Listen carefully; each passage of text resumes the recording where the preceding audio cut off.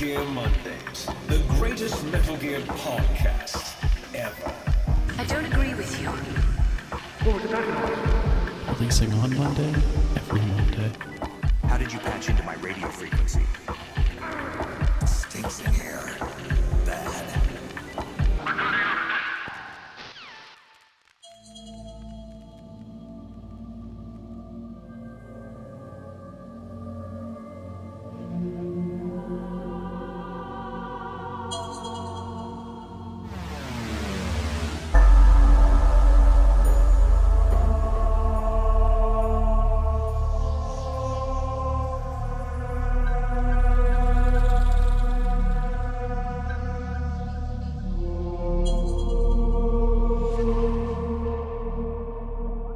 Ladies, gearsmen, babies, and gentlethems, you're listening to Metal Gear Mondays, the podcast covering all things Hideo Kojima, Metal Gear, and anything tangentially related from top to bottom, left, right, inside, and out in pseudo-chronological order, as sometimes I am your host. This is Alessio Summerfield. There you go. This week, I am joined by DJ Rat King himself, Jimmy Stinger.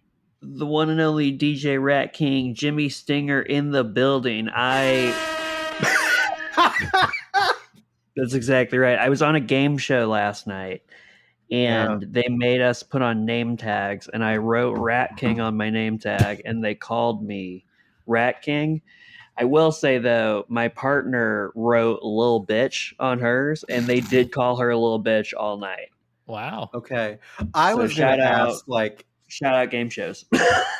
shout out game shows. I Hell love yeah. that. I was going to ask, was it like you put Rat King on your name tag and your partner was like, don't embarrass me? But no.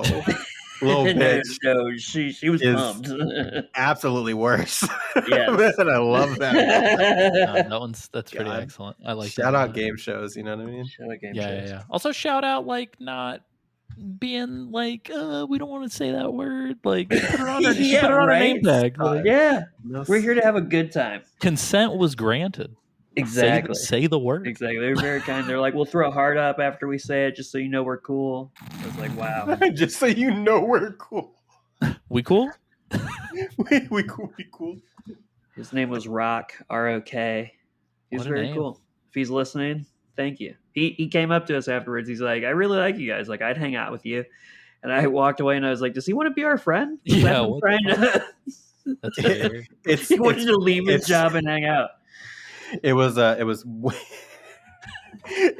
Wayne the Rock Johnstone. I like that he spells his name like K-Rock, the radio station. K-R-O-K. K-R-O-Q.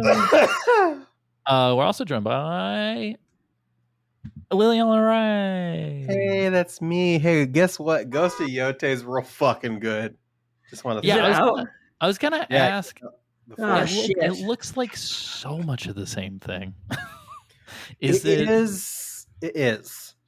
Okay? But I just played in a Ghost lot of of Tsushima ways- and the expansion to death like 6 months ago. So just looking at screenshots of Yote, I'm like, Daddy's full. I gotta come. Very Daddy's full. It's very similar, but I think for me the story is stronger, and I think that there are just some gameplay features, quality of life features that are just really nice. They feel good. I also haven't played. I haven't played Tsushima since like 2021, so I've had Oh, several okay, years yeah, to yeah. kind of like digest it and move past it. Yeah. I can only take like one big open world game like a year. Yeah. Like, it just gets exhausting, I think. I know. Yeah. I I feel like think- I'm going to bounce off of open. I'm doing Kingdom Come Deliverance too. Too much of a mouthful to say. And I feel like I'm going to bounce off open worlds hard when I wrap this thing up.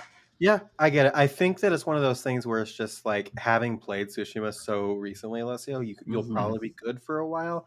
I do think that when you get to it, you're going to be like, hell yeah. Because it's like, I think it is more of the same, but also better. I'm enjoying it as much, if not more than Tsushima. And I appreciate the story. I appreciate the main character, first of all, because it's Well, nice shout to out see, Erika like- Ishii. She's incredible. Shout out Okay? Erika Ishii. What a Incredible. phenomenal Yes. acting person. But I really love One who having a acts. character, one who acts. Yes, what a person. What were an actor? But I love seeing a character that is like the entire thing is like a revenge story, and Yeah. like somebody who is obsessed with revenge, but it's also It's a still good time for revenge, y'all. great time That's for all I'm revenge. saying. So If I don't know what I'm talking Um, about, but If that's all I'm anybody saying. wants to read a real salty take on all of this, the AV Club's Will Hughes has an excellent write-up on. I think it opens with, throughout the history of my life, I have experienced over 1,000 tales of revenge through media, and yet I have never encountered revenge in my day-to-day life in any form or fashion. But I mean, I will say, Ghost of Tsushima, across the board, if I were to like boil it down on paper, it is like literally fucking stereotypes of the video game. Yeah. But they pull it off well, in like the you production say value. you say that, and then like the Japanese people fucking love it. No, And for you sure, have for sure. Japanese game studios just like, we can't make a game this Japanese. Like, it's like, Yeah, I think there's something to be said about that. Like, I think it's one of those things where it's just like, if the people of the country are saying it is good, actually, I think it's one of those things. no, for sure. I just mean from like strictly a writing standpoint. When I say Sure, stereotypes, I mean like tropes, I guess. Sure. But yeah. upon thinking of it, a Western developer doing a Japanese game, if they don't really play in like a trope sandbox or like a sort of tried and true sandbox, I think you then run the risk. Like, imagine a Western developer trying to make a dragon game. Yeah, That would be runs the wild. risk of becoming like borderline. Yeah, because like a Dragon specifically is so inside baseball culturally that it's like right. it would be hard for anybody but a Japanese developer to make that game. Totally. But like with something like Tsushima or Yote, it's like easier for a Western studio to do something like that. And again, it is like I've had some pretty like, oh, this is an emotional thing to witness type beats there. But it is the production value sells it for sure on this game. It is another revenge story, but I also like seeing a character that is like, I need this revenge, but also is still kind in the face of it. Yeah, I just realized, the Kingdom Come is also a revenge story. There is a lot of revenge going around. Alessio, do you have a revenge game? Let me see. Am I playing anything with revenge? I guess I just recently played the Phantom Liberty DLC for Cyberpunk, so that's that's like revenge all around. Yeah, that's pretty solid. Yeah. Ooh, that's I guess you could say Delta is a revenge story, right? Which segue into what we're covering, because Snake is getting revenge on his mentor clowning on his ass. Really clowning on his ass. Just I watched a thing the other day, which I thought was really, really interesting. They broke down how visually from this game until the end of MGS5, Big Boss slowly transforms to look more and more like the boss. Yeah. It's like in Peace Walker, he like adapts her suit, kind of. He grows his hair out quite long, and then even puts it in a ponytail the way that she does at the end of the game. Like, it's kind of, and they the scar, right? He gives himself like the fake version of the scar in Peace Walker. Like, homie is like fucking Norman Batesing. The boss. Yeah. One more thing about Yote, and I'm really sorry. I don't mean to ruin the perfect segue. I just wanted to say it's really nice to experience this story and be able to do all of the cool things without the story moralizing to you about whether or not it's honorable to do the cool things. Oh, right. That is they just let you do the cool things, and it's just cool things, and I really appreciate that about it. Anyway, sorry. About Sick. Delta, which is what great. the podcast is about.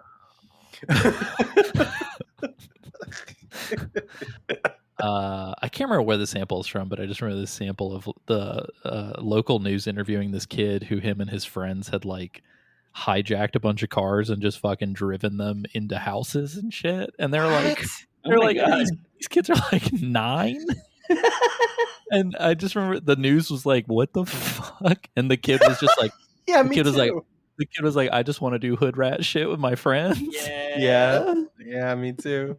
Me too. Honestly, TBH, I get it, kid. So good. So good. I want to do hood rat shit with my friends too. Maybe in Portland, Oregon, where we're gonna be.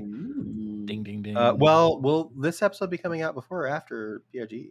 This episode comes out the Monday before we get on our planes. Wow, we'll see in a few So, days. yeah, As we're long going to as be the in TSA Portland doesn't at the shut end of us down.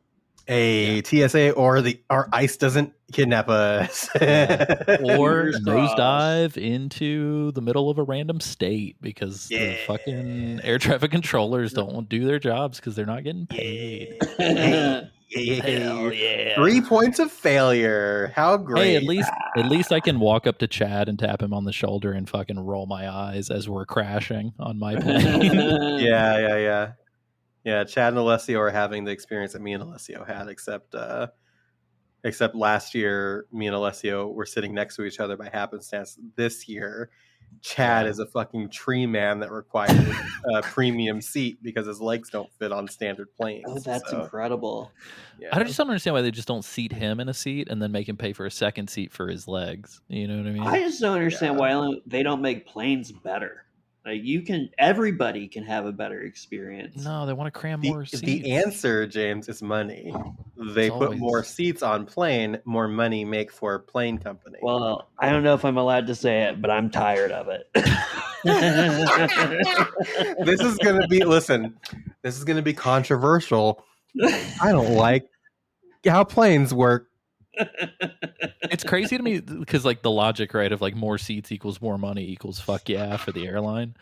Why did they discontinue the double-decker planes then? Because like I rode one of those motherfuckers when I was a kid, and it was like the craziest, coolest experience. So it's like I saw a video of one of those the other day, and I was like, I had never considered that you could add another floor in an airplane. It's incredible.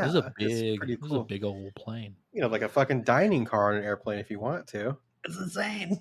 We could do anything. I'm gonna say it. Airplanes, fake. I don't believe airplanes are real. Take that, woke moralists. Wait, so Lily, do you think we all just sit in a tube that they like move around a little bit? Shake it around. I think they get a bunch of... We're just driving really fast. I think the conspiracy theory here is that I think that we do have a pretty fucking active and phenomenal cross-country rail system, but they don't tell us about it. And so they use it for the planes, and then they put like little green screens up outside the windows so you think you're in the air. I was wondering why whenever we were flying back from Japan and I was like, man, I really wish America had Shinkansen because like bullet trains are fire. I was wondering why this guy, this one of the flight attendants like walked up to me and was about to say something and then got fucking tackled by an air marshal and dragged away. I think he was trying to let me know like we're on a bullet train right now, dude. Like, I believe it. Shinkansen, more like Wokansen. Am I right? Whoa. Shinkansen, I hardly know her. Okay. I don't know why we just instinctively were like, "Yep, let's do it." That's what we have to do. It's called group mind, y'all. It's called we just did improv. And if you want to know, yes, and if you want to know what that group mind was, you can go to patreon.com/MetalGearMondays where you can subscribe at $10 to get video episodes of the podcast. That's this podcast, as well as our Patriot Club, which is our monthly podcast. We do bonus on Patreon for Patreon subscribers. Get video of that. $5 a month will get you access to that Patriot Club audio only. It's very fun. We're about to do a really rip-roaring one for it's gonna be a cluster. It's the Royal Rumble of Patriot Clubs. Yeah, it's gonna be six people, 4 mics, 1 topic. None of us will ever be the same again. 34 rules. So 34 rules, and that's all you get. So that's coming up. For $1, you can get access to the Discord server where you can have a little chat with us. You can have a chat with other listeners, and it's a very fun time. We're also in the process of discussing cool new things to add to the tiers to make those a little bit juicier for you. So juicy tiers. Juicy. So please check out Metal Gear Mondays, patreon.com/Metal Gear Mondays. Alessio, do we have a sponsor for the episode, which I forgot to mention at $10? you can sponsor an episode of Metal Gear Mondays. We always do. And this week's sponsor is Kyle Ecola. Nicola. Oh, Speaking indeed. of Speaking Yeah, of Portland, Kyle is a listener. We met in Portland last year and hope to see you again Wow. this year. Hell yeah, yeah. so Kyle, if you're listening to this, you got to fucking see us before we see you, because we're going to find you. Whoa. Maybe You you're gotta listening to do- this as you're walking around the fucking convention center. You better Yeah. look over your Yeah. left shoulder right now. Look. Gotcha. Listen, y'all gotta do the do before the do does you know what I'm saying? And Hell yeah. that's just that's just the way it's gotta be. Just the way Speaking it's of the gotta do, have be. you guys had Midnight Baja Blast? Yeah, no, what is this? I just rolled into this situation. Y'all a couple always days have a ago. drink for me to try. man. First pickle slushes, Baja Blast Midnight. Yeah, the Baja First- Midnight kind of tastes like somebody took a Baja Blast and then splashed in a little children's grape flavored Tylenol. I was gonna say it looks like children's grape flavored Tylenol.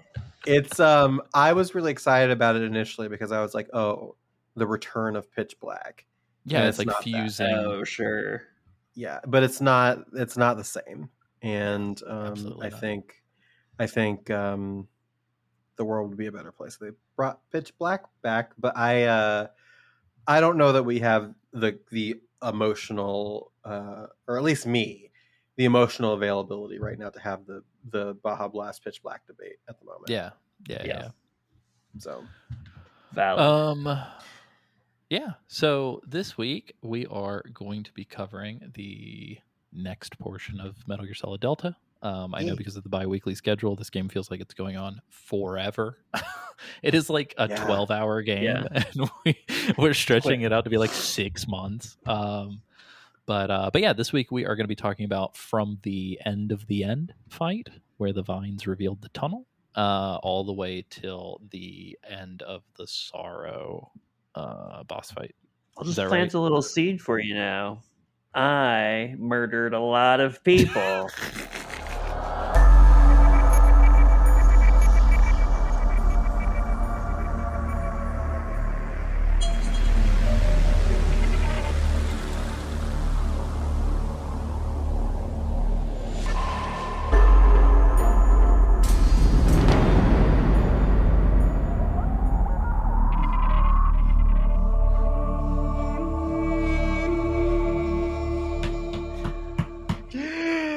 woo! That's going to be an interesting section to discuss with you then, James. It's gonna be an audio clip in like a court case I'm in one day, and they're like, "We got you on hot tape, buddy. Like, you said it." I love the idea. I mean, we're skipping ahead a little bit by saying this, but I love the idea that the section we're talking about, the Sorrow boss fight, I love the idea that like it's brought up for everyone in the court of law. It's like, well, officer, it couldn't have been Lily. Look at her, the Sorrow gameplay footage. There's one soldier. There's one soldier. I kind of just love the idea of just like James, like they figure out James is like the perpetuator of all these like heinous murders and Yeah. disappearances just by watching his Sorrow gameplay. It's like, oh, is that John Benet Ramsey? Oh, can you imagine if like people you kill in real life appear in that? Show up in the Sorrow Oh boss fight? shit! That's fucking Psycho Mantis to them. You're like You're nth live degree. streaming. Yeah, Well, yeah. it happens. Is that Jimmy Hoffa? What the fuck? Is that Jesus Christ? Wait a minute, that's my bully from the 6th grade. Did I accidentally kill him? How did that work? Oh my god. I do love, is that Jesus Christ of Nazareth? That would be very funny if they slipped in some like, what if it was I guess we can talk about it when we get to it. I was going to say, what if the ghosts weren't just people that you killed in the game, but people that like were implied to have been killed by Snake like before the game began? Oh shit! Oh, that's just Todd. Yeah, it's an old lady. There's an old lady. You're like, what the fuck, dude? Why are there 16 sex workers in this river right now? Oh my god. It's just got way darker than I think I anticipated. Sorry. Anyway. Yeah, so let's talk about the Krasnogorye tunnel. I think I said that right. Yeah, Krasnogorye. Yeah, the J. Remember the J makes the y sound, so it's in Yeah. Krasnogorye. As far as Yvonne tunnels owes go, me some fucking recordings. Our friend Yvonne, who lives in Siberia, said that he was going to record the name of every location in his oh, that's voice, nice. and then we would just not say anything, but just play And then his play voice that recording instead, every yeah. time that we go to say it. I like But, that. Yeah, what's up, I have Yvonne? yet to receive those. So Wow. What's up? You're letting us die on the vine over here, Yvonne. What yeah, the fuck? Yvonne, I understand that your country's Rip. at war, but like, Yeah, come on, you get got your shit together. priorities that you need to work out. Yeah, and 100%. it's us. Yeah. I've got a bone to pick with the I didn't have this Krasnogorye issue. tunnel. You didn't? No, it What? perfectly timed out. I was very surprised Interesting. because Yeah, I this was is a beautiful waiting. section. What happened, Lily? So James, what happened? What is a beautiful? I love that. Thank you for This is a tossing that up. beautiful place. What happened, Lily? This is a beautiful place. Mind if I keep this tunnel? I think I'll have Lily that. said no. No. So in the original game, this is a really, really iconic section of Metal Gear Solid 3. We Bane in of the every past have speedrunner. yes, the bane of every speedrunner. We in the past have called it the ladder boss. Because it's just like a 3-minute ladder ascension, right? So It's awesome. you beat the end, you go through seventh the Cobra, fucking the ladder. yes. Yeah. You go through the vines that have revealed the pathway after you've killed the end Zelda style, and you go into this tunnel, and it's just a short walk to the end of the tunnel, and there's a ladder. You start climbing the ladder, and it's dead. It's completely silent except for the click clack of Snake climbing up the ladder, and then What a thrill. a non-instrumental version of the Snake Eater song comes in. So you get What a Thrill, and it's just playing the song. And in Metal Gear Solid 3, this syncs up perfectly with the climb. So when you get to the top of the ladder, you get Snake Eater at the end, and they've synced it up perfectly. Me and a couple of other people have done this where you get to the top of the ladder and there's still like another 10 seconds of song left. Uh-oh. Yeah, it's so weird. Yeah, so I don't know. There, like, I get to the top and like I was just running around in a circle to like wait for the song to finish. Yeah. Oh, Did wow. you do anything like weird at the bottom or on the ladder? Not to victim blame, but yeah, that's like yeah, that's that was not, I felt it as I was asking it. I was like, you know what? I should believe Lily. Well, did you have the It's camo on? Did you have the camo on where like Snake was really asking for it? yeah, I don't know. Yeah, James like threw his hands up for the people that aren't watching. He said, I don't want to touch that with a 10-foot pole. Yeah, I don't know, James. That was not ally behavior, I think. Sorry. Yeah, James, you really brought in a really aggressive energy. I wish you would tone that down. It's passion aggression. I It's understand. a beautiful ladder. No, well, so I'm over weirdly here- enough, like I had heard about the ladder situation, and so like as soon as I hopped on the ladder, I was kind of bracing for it, and I think I counted like 6 or 7 Mississippi before the singing started. Very scientific. And so in my head, I was like, okay, well, if it's like fucking 10 Mississippi off or something, why wouldn't they have just started the music a little sooner or whatever? Yeah. So I was like listening, and I was like, whatever, because I'm a fucking lunatic. I was like looking for like edit points where like, oh, they could have slipped the song ahead just by a hair or whatever. And then as soon as I get to the top, it just like ends, and I was like, what happened? What did I do? I don't know. Maybe they patched it since I did it. Because I didn't Because stop moving or anything. Yeah, there were because again, like being serious, like I'm over here trying to promote women in STEM and shit like that, and James is over here fucking clowning on my parade and shit, and I love my women lunch. in STEM. But no, but like seriously though, like I because obviously the song doesn't start until you're in the middle of your to climb, and I was just going straight up. I didn't stop. I didn't do anything. And yeah, a lot of people were complaining about it, so I almost wonder if they did patch it in the intervening I didn't time. hear that or not, but I love this is all very earnest, and yet it really does sound like we're like, I don't know, Lily. Metal Gear Monday's official stance is to believe all women. That's right. Except for those that are talking shit about the ladder. No, I'm kidding. Except for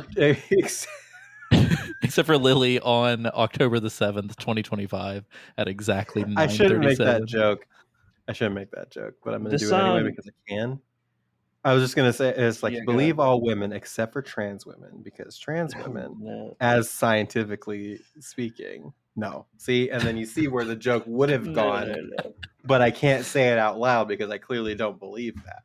Yeah, of course. We don't want somebody to be searching Matt's interactive Metal Gear database. Yeah, Be we've like, run into "Whoa." issues before. Just Also, slurs. like now the phrase "planes are fake" is going to be in there forever. So it's like, are. so it's like whatever. So Perfect. funny enough, I just real quick because it's gonna we're gonna sort of run into some of this, but I was digging through some old shit, as you guys know, and people who've been listening all season. Like I've been sort of like collecting old projects and repurposing them and all this other shit.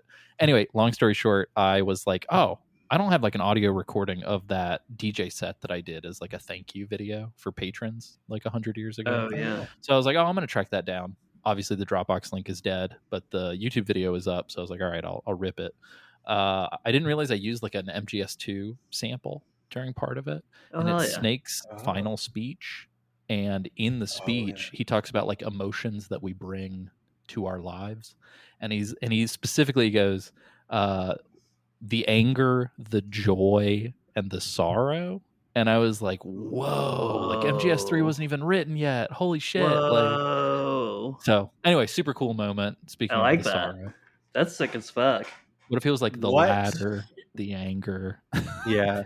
Well, here's the thing: the ladder. What emotion do you think the ladder would bring to the battlefield?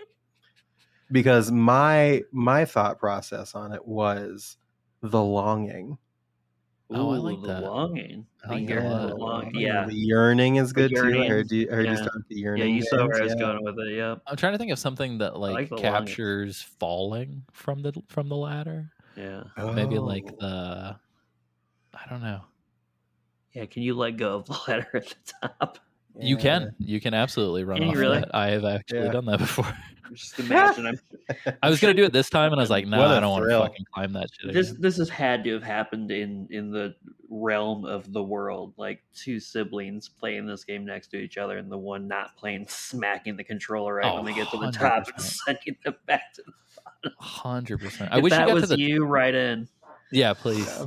I wish when you got to the top of the ladder and you go to leave, I wish you heard an explosion and then you just heard the ladder, the ladder, the ladder.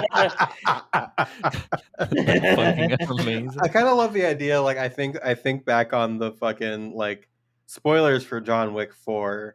And I think about like the finale part of John Wick 4 where he's just like beefing and tumbling all the way down to the bottom of those stairs as he's trying to like Oh, fight yeah, the I've seen top, that and it's clip. just like it's just really fucking funny. Like, I imagine that being what happens to Snake. He just falls down the ladder and has to like That'd be keep very trying, but funny. he keeps getting like knocked down for some reason. I'm really surprised they didn't put like a trophy here. Like when you get to the Yeah. top, like treat it like a boss. Like it'd be very, very funny if it like trophy be popped. funny. But That would have been funny. anyway, we should carry on. So from there we Alessio get trying to get trophies now. What the heck? Oh no! He's like, there should What be a is- trophy here. Why isn't what there a is trophy here? What is happening? God damn. Everybody go outside. Is the moon red? I think it might be. Ghost status turning to trophy. Yeah.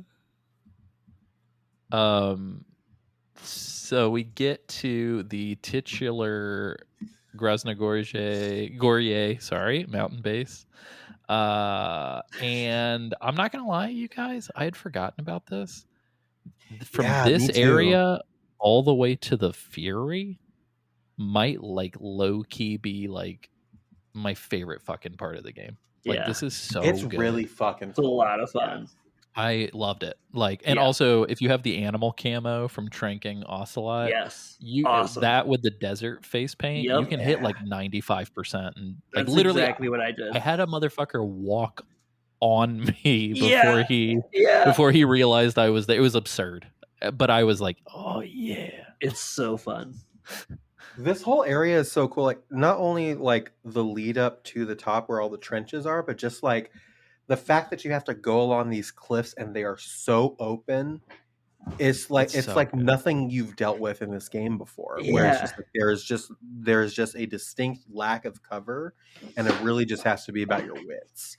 Well, and there's Yeah. people And I at like love so that. many A different lot of fucking people, vertical. a lot of really good. I think we talked about this in the last episode. A lot of really good verticality in this game.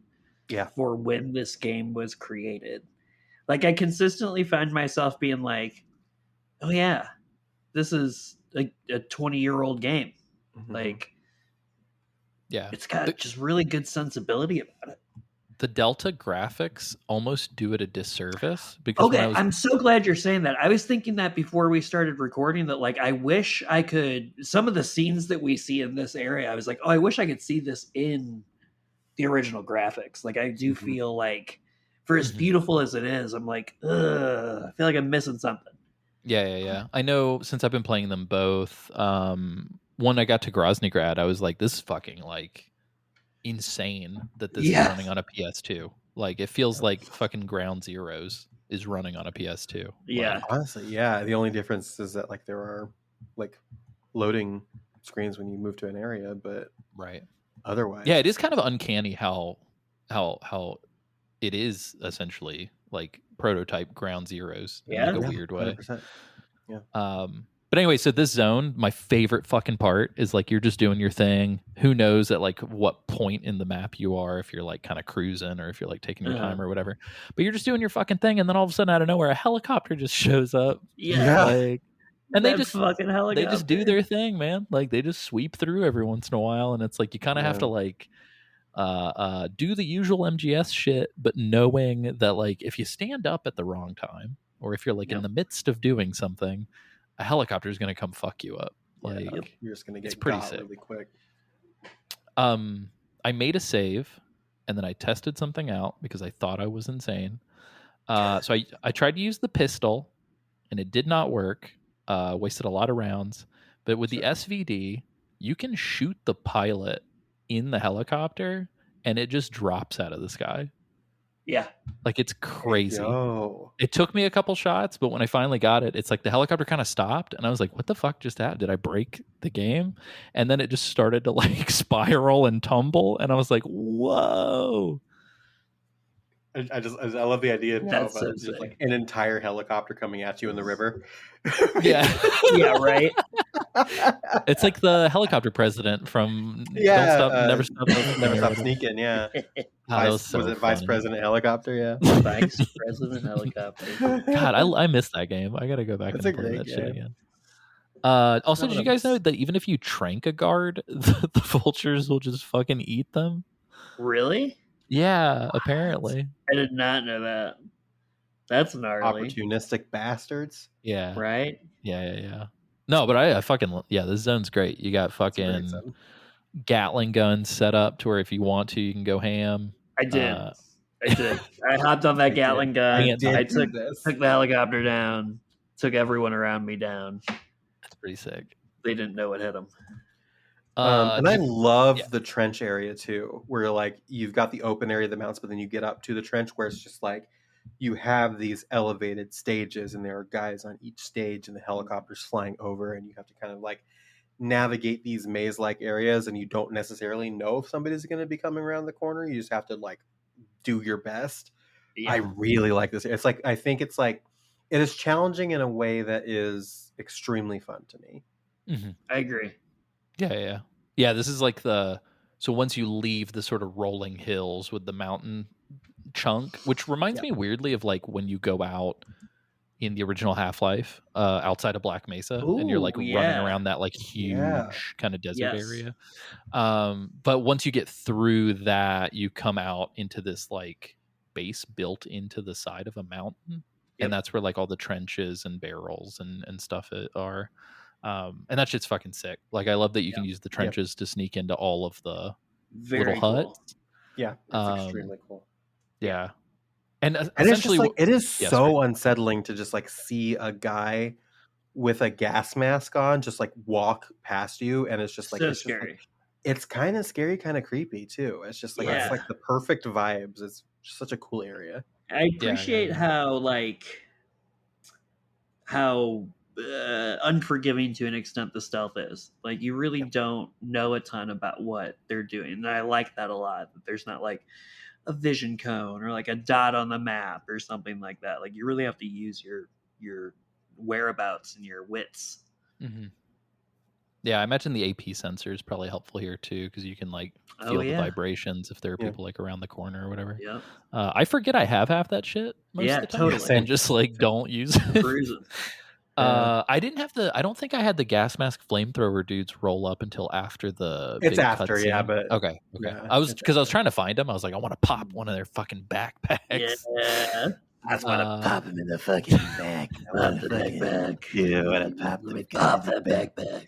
Let me get that gas mask. Yeah. Let me hit it. Let me What hit is that gas happening? mask. Breathe it in. Pop it. Let me breathe in the shit that pops from the backpack. Yeah. Goddamn. Yeah. That's the good stuff right there. That's the good stuff right there. Yikes! No, I don't know what I they're just did. after. They're Okay, after the cutscene. For This $10 a month, you get video of that. So Oh yeah, Yeah. true. Very exciting. you know you want it. The whole point of this, by the way, if anybody has forgotten from last episode, is we're trying to get to the top of the mountain so that we can get access to a meeting point where Eva is, and she's going to give us the key to get into Groznygrad, which is the kind of like the outer heaven of this game. It's like the big bad fortress. Yeah, it's like their big fortress. Like this is Yeah. where everything goes down. And to some extent, minus like a little bit of a detour, Groznygrad is kind of like the rest of the game a little bit. Yeah. Kind of, to some extent. Like we do get like a sort of, you get ejected and then have to come back kind of a thing. But yeah, this is kind of where we're gonna be camping out. Ramping so you gotta up. get familiar. Yeah. Did you guys? I kind of stopped like trying to catalog every single fucking item you can find. So I just kind of like wrote down some of the shit that I ran into. I found a rocket launcher on the mountaintop base. Oh shit! What? That was pretty much it. Did you guys find anything crazy? No, I did not find that. I also found the rocket launcher, the RPG-7. It's like on the way up you can find it in that area. But I don't really know that I found, aside from like the Gakkos and the Karopis I was looking for. I didn't really find anything too crazy. I appreciate you weaving Karopi into your vernacular. Yeah. Gotta do it. Yeah. Had to do it to him. Do it, lady.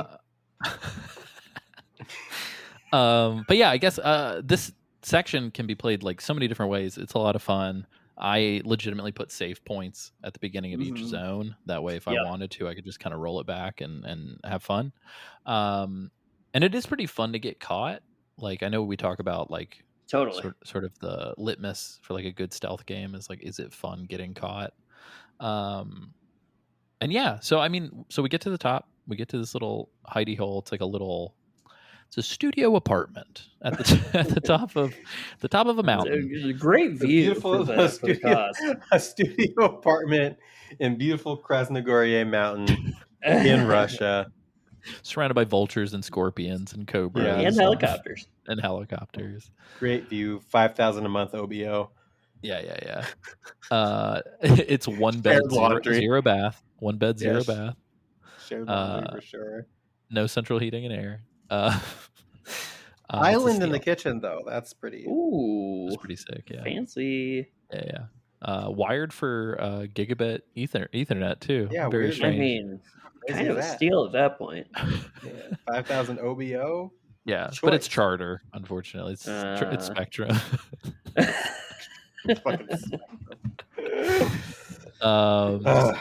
Yeah, Lily, do you want to talk about this cutscene? It is kind of lengthy. It's when it happened, I was like, man, there's like 3 long cutscenes back to back. Yeah. And I sort of was They like, I lock wish you I in. had the Death Stranding to like save in the middle of a cutscene, Right? or look at the progress thing. I know. I want that in every game now. I feel spoiled by it. Yeah, so you go through this like studio apartment like we discussed, and Rent you control. You get to what amounts to the smallest area in the game, which is the behind ruins area of Krasnogoria Mountains, and this is like you walk out and it's basically like a ledge. And me being me, who I am as a person, after these cutscenes, I do just want to point out that I was like, okay, now how do I get? I wasn't paying attention clearly. How do I get down to Groznygrad now? Oh, I must almost have to did the climb down exact this same cliff. thing. And then I died, and I was like, nope, I forgot that I have to go back. I was told this, and I have to go back to the place Oh, where I was. no. So I did that. But you go through, and Eva is there, and She's like half she, nude the moment you walk through the Yeah. door. Of course, yeah, because no of course clothes. she is. Like, what else? What else do you expect? But you go in and you kind of like observe Groznygrad from the cliff. Get that And over bird's eye view. yeah, and to kind of like see your where you're going to come in and all the other stuff, and she gives you the key. And then they have this conversation where Eva kind of asked him about the boss, and is just like, and she's like, well, we can escape. I've hid a wig at the lake. We just have to do this. Like, you just have to destroy the Shagohod, get Sokolov, and then we'll bounce on the wig. The wig being an airplane, not Yes. like somebody's hairpiece. Correct. But I'm also forgetting she tells you what you have to do, which is you have to go into Groznygrad. Yep. You have to steal the clothes of Major Rydenovich Rykov. What a I think is weird his moment in this fucking game. Okay, I'm glad that this is your reaction too, because that was my reaction. I was like, maybe I'm incredibly missing weird. something. Well, no, so you are totally missing something. Oh, This I is a am? Okay, reference- good. This is a reference to the protagonist of Metal Gear Solid 2. Or Yeah, that's what I was. thought it was. Yeah. But it's just such But a why? Yeah, exactly. Like why? Yeah. It feels like it's just meant to make fun of Raiden again. Yeah. Because like so Eva tells you, it's like you have to go into I think it's the west wing of the weapons lab is where Believe so. Sokolov is. So you have to go in, you have to get Rykov's outfit, and you have a mask that looks like Rykov. And basically Rykov is Volgan's like young boy, basically. and they do creative shit in his room. Yes. Well, they show and that little photograph with the very of him, like, longing look between the two. Yeah, senpai, very- the Please senpai, notice like me, fucking senpai. fruits basket, fucking look.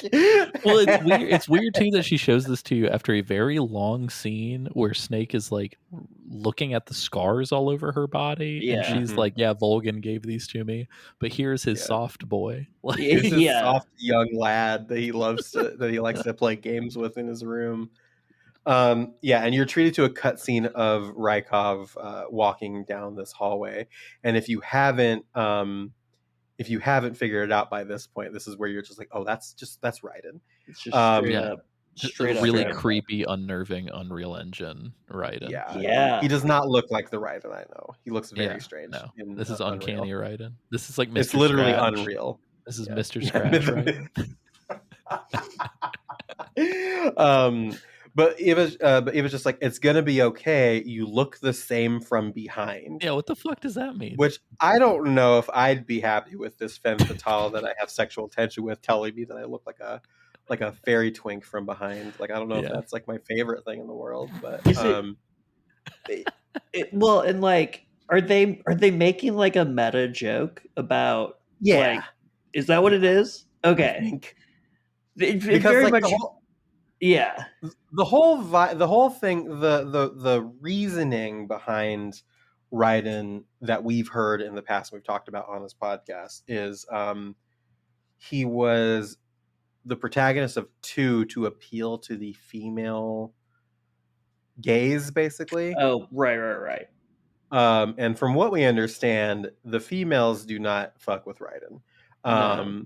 Yeah, I so feel like they that I we want that snake booty. Yeah, I feel like we found that was bullshit eventually. I think just it can't must have been remember. bullshit. Yeah. But yeah. But then to turn this like very feminine Twinkie boy into Skin like milk.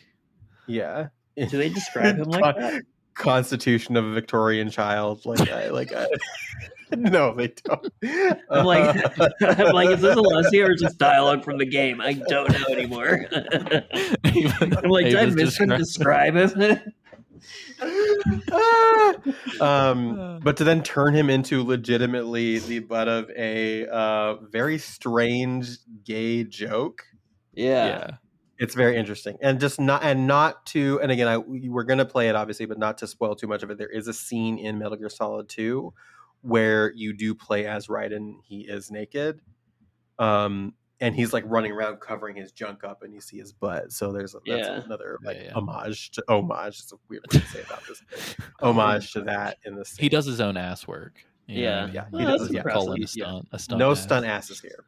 Yeah. I will say they definitely tripled down on this Raiden thing too, because so if you picked I Love Metal Gear Solid 2 or whatever to get the mask, like you can get some codec conversations where they talk shit about Raiden. Yep. But then you get this where she's like low key talking shit about Raiden, and then they triple down once we get to the scene that we're gonna get to, where Raiden is just the fucking punching bag. So. Yeah, 100%. So you find out then, okay, you get to the West Wing, you get Sokolov out, you get to this lake that's about 30 miles away from Groznygrad, and then the wig is waiting there, and that's how they'll escape. Mm-hmm. You have to blow up Shagahad as well, right? I think you have to do that. You have to get Shagahad, escape with the Shagahad and blow up Sokolov. Yes. We're gonna load this motherfucker onto a small plane. Yep. But yeah, Snake's just like, I can't fly a fucking wig, and Eva's like, I can. I'm an excellent pilot, and Snake is just like, basically, you can't fly a plane. You're a woman. Is basically what the vibe here is. Type B. He's just like, it's trickier than it looks, and just like, yeah, you. She's like, I'll be fine, and then Snake kind of and she will. Spoiler. Yeah, she will. Snake kind of notices the dirt on her boot at that point. And then she gets to the question. She's like, what's up with you and the boss? And Snake is like, she was like my mother and my master. And Eva's like, yeah. And your lover? And he's just like, it's deeper than that. He's like, ew, like, gross. None of your business. Your fucking business, wench. She's never touched my penis, but I wish she would have. That's why I'm here. I think about it a lot. I smell this bandana when James isn't playing the game. I use the bandana to tie my balls in a bundle and get myself going. No, it's for asphyxiation. He's like, I use the bandana to choke myself. Speak. But he's just like saying shit like, half of me belongs to the boss, and disciple shit.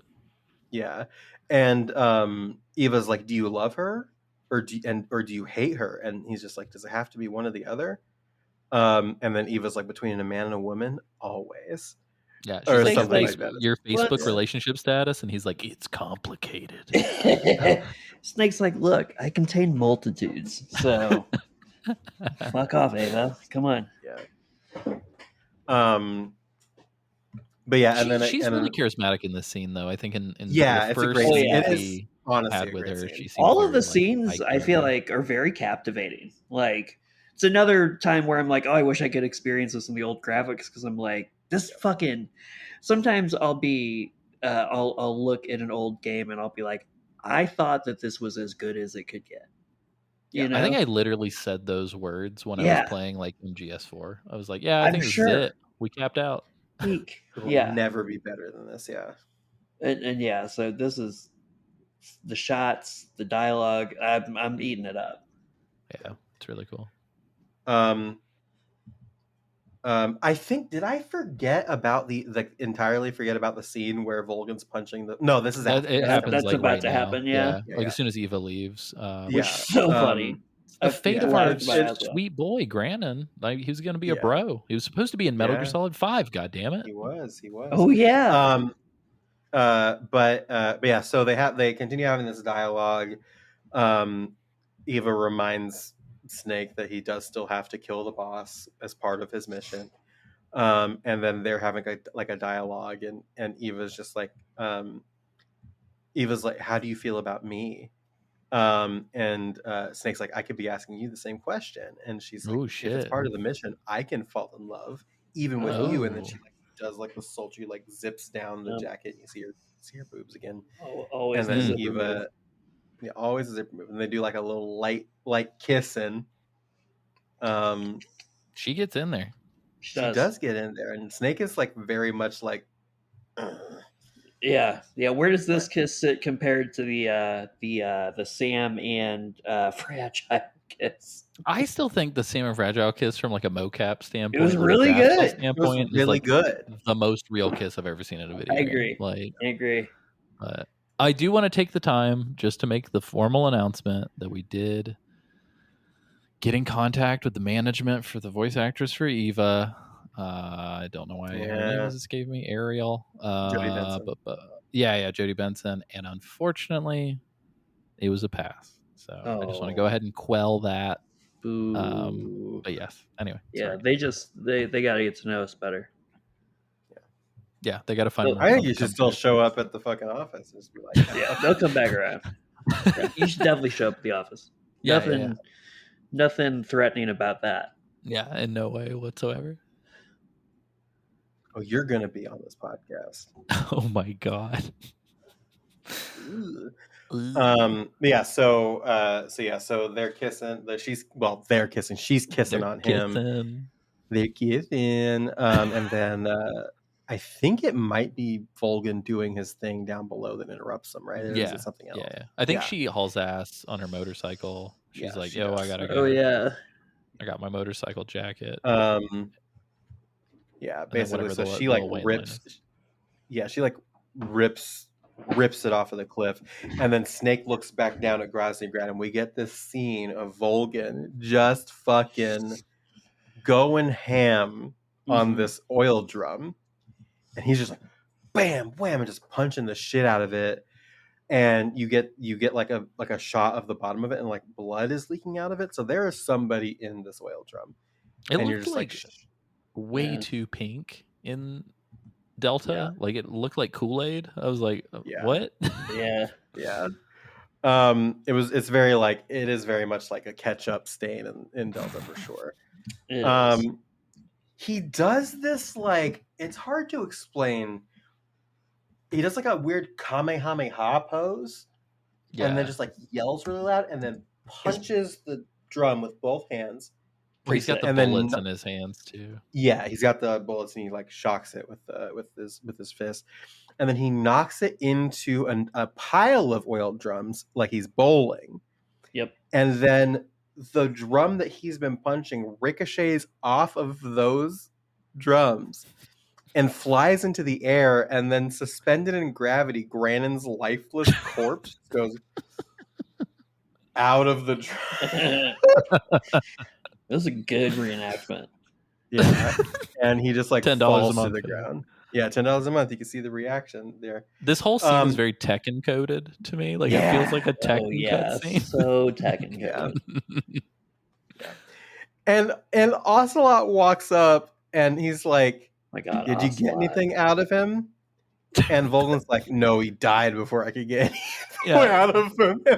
Volgan was like, Volgan was like when my wife comes home from work and she's like, did you take any meat out to thaw in the sink? And I'm like, sure did. And she's like, why is it still frozen? Like it was very like, Volgan clearly never asked that motherfucker a single question. Just gonna go ahead he and just put wanted that to beat out up on the drum. And it's just this close up of Granon's lifeless corpse. And Ocelot's like, so he wasn't the spy then? And then Volgan like reaches down into his very nice shoes that Snake complimented and finds this transmitter. So like, yeah, Volgan kind of knew the whole time and he just wanted to fucking beat him to death with a whale drum. Ocelot where we even get is that? like, sorry. No, go ahead. I was gonna say Ocelot even is like, wait a minute, so he wasn't the spy. Somebody was tracking him, and Volgan's like, bleh. Yeah, isn't this conversation we also get that sick ass like dual, like side by side shot? I think When so. they're When like talking to each Volgan's other like, and, "Don't like, question me, motherfucker," or Yeah. whatever. yeah, and you He get like Ocelot being zaps the transmitter in front of Ocelot's face, and Ocelot's like, yeah. Ocelot's face is very much like, little, are we the bad little- guys? yeah, Yeah. little ninny boy over here, Ocelot. Speaking of twink boys, Yeah. Volgan gets extra pissed too because the boss shows up and she's like, all the fucking cobras are dead except for the Fury. And he's like, what the fuck? He's like, I don't know. His take is like, well, the cobras are like fucking suck. And then Ocelot says like, no, he's just really good. And Volgan's like, got a fucking crush? What's going on right now? It was very much the vibe. And then the boss straight up is just like, yo, he's coming. You need to like fucking ramp up the defenses because he's coming to kill me and he's coming to kill you guys. And so this thing happens, actually. I wanted to ask about this, and hopefully we're not jumping ahead too much. I feel like if you've played up until this part, you will more than likely know at some point later in the episode. So Ocelot, before he walks away, he like smells Tatiana's perfume. So like Eva has shown up in the midst of the scene. Yes. And he smells her perfume and he's like sketched out by it or whatever. And then he notices her scuffed boot as well. And before he walks away from her, he like does his little cool guy hands, his little like, so he does the hands and he walks away. And if you're holding R1, you can see Eva doing them to his back. Yeah. Oh my God, are you serious? Yeah, it's so very funny. Yeah. That's awesome. But my thought was, is she doing it back as sort of like a signal that like, yo, I got you? Maybe, yeah. Like it was kind of weird because it didn't seem mocking enough from the position, but I don't know. I didn't hold R1 for this during the PS2 moment, so maybe it's a little bit more transparent as to like if she's mocking him or not. But yeah, anyway. I almost had a little slip up that gave away an end of the game twist. I also do love that, like, as he's like one thing I just remembered about it was like as he's like inspecting her, he because he takes the Fear's like bow gun and like threatens her with it at like arrow point basically. But he's like walking around, he like smells her and he goes like this. He goes, Oh like, yeah, fucking insufferable. He like taps his temple a couple of times. Yeah, it's like, you insufferable little shit heel. Yeah, and it's just so fucking funny. And he's like, yeah, I don't know. It's just like really funny. I feel like and then while he's threatening her at fucking arrow point, he goes, "Nice boots." Yeah, just being a fucking prick. He's like the Sonic the Hedgehog of this universe. Like, he fucking kills me every time. He's Shadow, I think. Yo, yeah, that's fair. He's Shadow. He's Shadow for sure. Fucking edgelord. 1000% Shadow. Maximum Shadow. I feel like, and hopefully this isn't going to, which, by the way, when I said Granon was supposed to be an MGS5, I don't mean actually. I just mean he was supposed to be like one of the bros who like came aboard. You know what I mean? But what I was going to say is, hopefully this doesn't open a can of worms. Every male character in this game is like a different fucking flavor of incel. I feel like, like we have the whole plethora here. Yeah, we've run the gamut. Yeah, exactly. So it's very, very fucking funny to me, but also a little upsetting. But anyway, from here we get access to our controls again.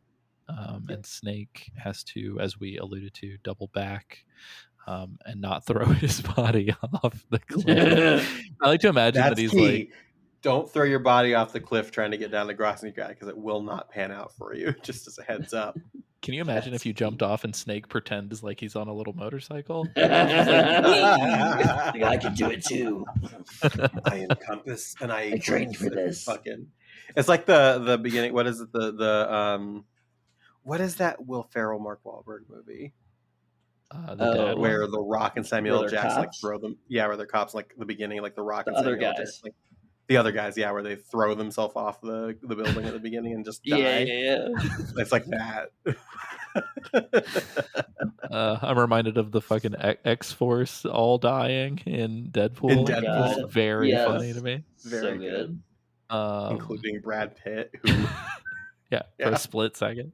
split second Brad Pitt. But yeah, so as you circle back, you can pick up some items in the studio apartment. I don't know why Yeah, that's the funny to studio- call it the that. studio. Yeah, you can pick up some items in the fucking 12-story walk-up studio apartment. And then as you double back through the tunnels, everybody's easier to trank because you're like Yeah. right up on them at this point. But the flamethrower bros are walking around, Love those guys. foreshadowing. Harbingers of what's to come. Yeah, and then you go through a little side tunnel, which I can't. So I didn't do it. I almost did it. It prompts you to go like you. It does the little letterboxing, like you can go through here before you go visit Eva. So I don't know what happens. I think when it does that because you're approaching the exit, but it tells you can't go. Because Got it. Yeah. But then we go in there and we go into this little underground tunnel and we Tunnel have time. a fight. It's the Groznygrad Underground Tunnel. Yes. And we have a fight with the final, not really the final, I guess, because of the boss, but Yeah. the final of the non-boss Cobras. Yeah. Well, not technically. Oh, that's true. I forgot. I forgot about Ghost Dad. But yeah, Title so of we the had, episode. yeah, exactly. Oops. But yeah, so funny enough, so when we walk down here, right, it's like Snake is trying to be all sneaky and something's up. Like we know something's about to go down. Yeah. And then this complete fucking psychopath wearing like a cosmonaut outfit who looks like Mysterio from Spider-Man fucking flies up like a bat out of hell and then just starts fucking pontificating while Real setting fire. talkative. Yeah. I I had a vision of space, and do you know what I saw there? The world in flames, or whatever. I'm the like, fuck. is this guy Yeah, a fucking David Bowie song? I'm like, take it easy. Yeah. I will say, is it during this that does he monologue about the boss going to space? I can't remember if it pops up here yet or not. No, I think so. He mentioned he's like it was the beginning of the fight is him saying he saw fury, Right? The horrible, unquenching fury, and blah blah blah. And that's what you get. I think his death speech is the Got it. pontificating. Um, What I do love, I just want to say, and I will let one of you take this section away as far as like leading it, but I do want to mention, I do love that he comes out and he goes, I saw the world in flan, I came from space and blah blah blah, and then like if you hit him, he's like, God damn it! In the middle of the fight, he's like he lets a mask slip a little bit. Yeah. It's the most Alessio coded fucking moment in the game. It's just like grand monologue, motherfucker. The duality of man. Yeah, but he gets like in this like monologue about like the fury of space or whatever the fuck, and then he uses his rocket launcher, what were also a flamethrower, and like blasts across the hallway to confront Snake, and then the battle starts, and now you have to fight the Fury. Yeah. And these next two boss fights are going to have some very like paranormal things to them. Yes. Because the conclusion of this fight is very confusing. You're like, well, wait a minute. Yeah. Well, I mean, like, to be fair though, the end of the end also had that too. With That's the true. fucking That's vine true. that's, like, revealing and like Yeah. this whole A lot of photosynthesis thing. Yeah. A lot of strange things happening. Parasites. I mean, nanomachines. I mean, midichlorians. I mean, the one thing I just wanted to point out before we go into the fight is that this man is voiced by Richard Doyle. For fans of the series, his name might be familiar to you. He voices Big Boss in Metal Gear Solid 4. Oh, no shit. That's right. Okay. So when there's the fucking... I mean, we're going to get into it when we recover That's really MGS4, interesting. but there's sort of like a credit reveal moment that Oh, that's a dope kicks fun off fact. like a post credits thing. That's really cool. Yeah, love that. But yeah, really cool dude. He has worked on Ben 10 with Paul Eiding a lot as Wow, well. shout out Ben 10. Shout out Ben 10. Shout out Grandpa Max. Hell yeah. But yeah, anywho, yeah, they're in this fight. It's a pretty standard fight. Yeah. It feels like if Vulcan Yeah. Raven was fast, Yeah. kind of. Yeah. Yeah, for sure. This was interesting because overall I didn't have a lot of like difficulty with the fight, but this was the first time where like the camera and the sticking to cover and stuff really came and fucked me a couple times. 100%. Yeah, 100%. that's so fair. Because the hallways are just like kind of narrow and you're having to navigate around and do some stuff with the hallways. And I would just get stuck on walls, and that would then cause me to get like burned by fire, which I don't like. Don't get burned by fire, Snake. Like that's the whole point of that. And so it was a little frustrating, but not difficult for me. It was just like, God, fuck. Like I was doing the goddamn it thing. God damn it. Yep, 100%. What the fuck? It is worse on the PS2 version. This is definitely really? Yeah, that makes sense. Yeah, and I mean, to be fair, for everybody at home who has not been listening to the full season for whatever reason, I'm playing the OG PS2 release alongside this, so it's not the subsistence camera rework, so that might actually play better. I think part of the issue is the subsistence version does have the third person camera, like we're all used to in the year of our Lord 2025. Yeah. But it's zoomed out a little bit, so you're kind of. It almost looks like a GTA character camera a little bit. Oh, interesting. Okay. Oh. But in this, I feel like we're so far up Snake's ass. We all really the are. fucking time. We're very close. It's like that third person Unreal. Like I feel like I'm playing like Gears of War. Yeah, 100%. And so it just, I don't know, the claustrophobic interior does not play well with the. And I wish there was a setting like Final Fantasy VII Remake put it to where I could change the distance, but. Oh, that's nice.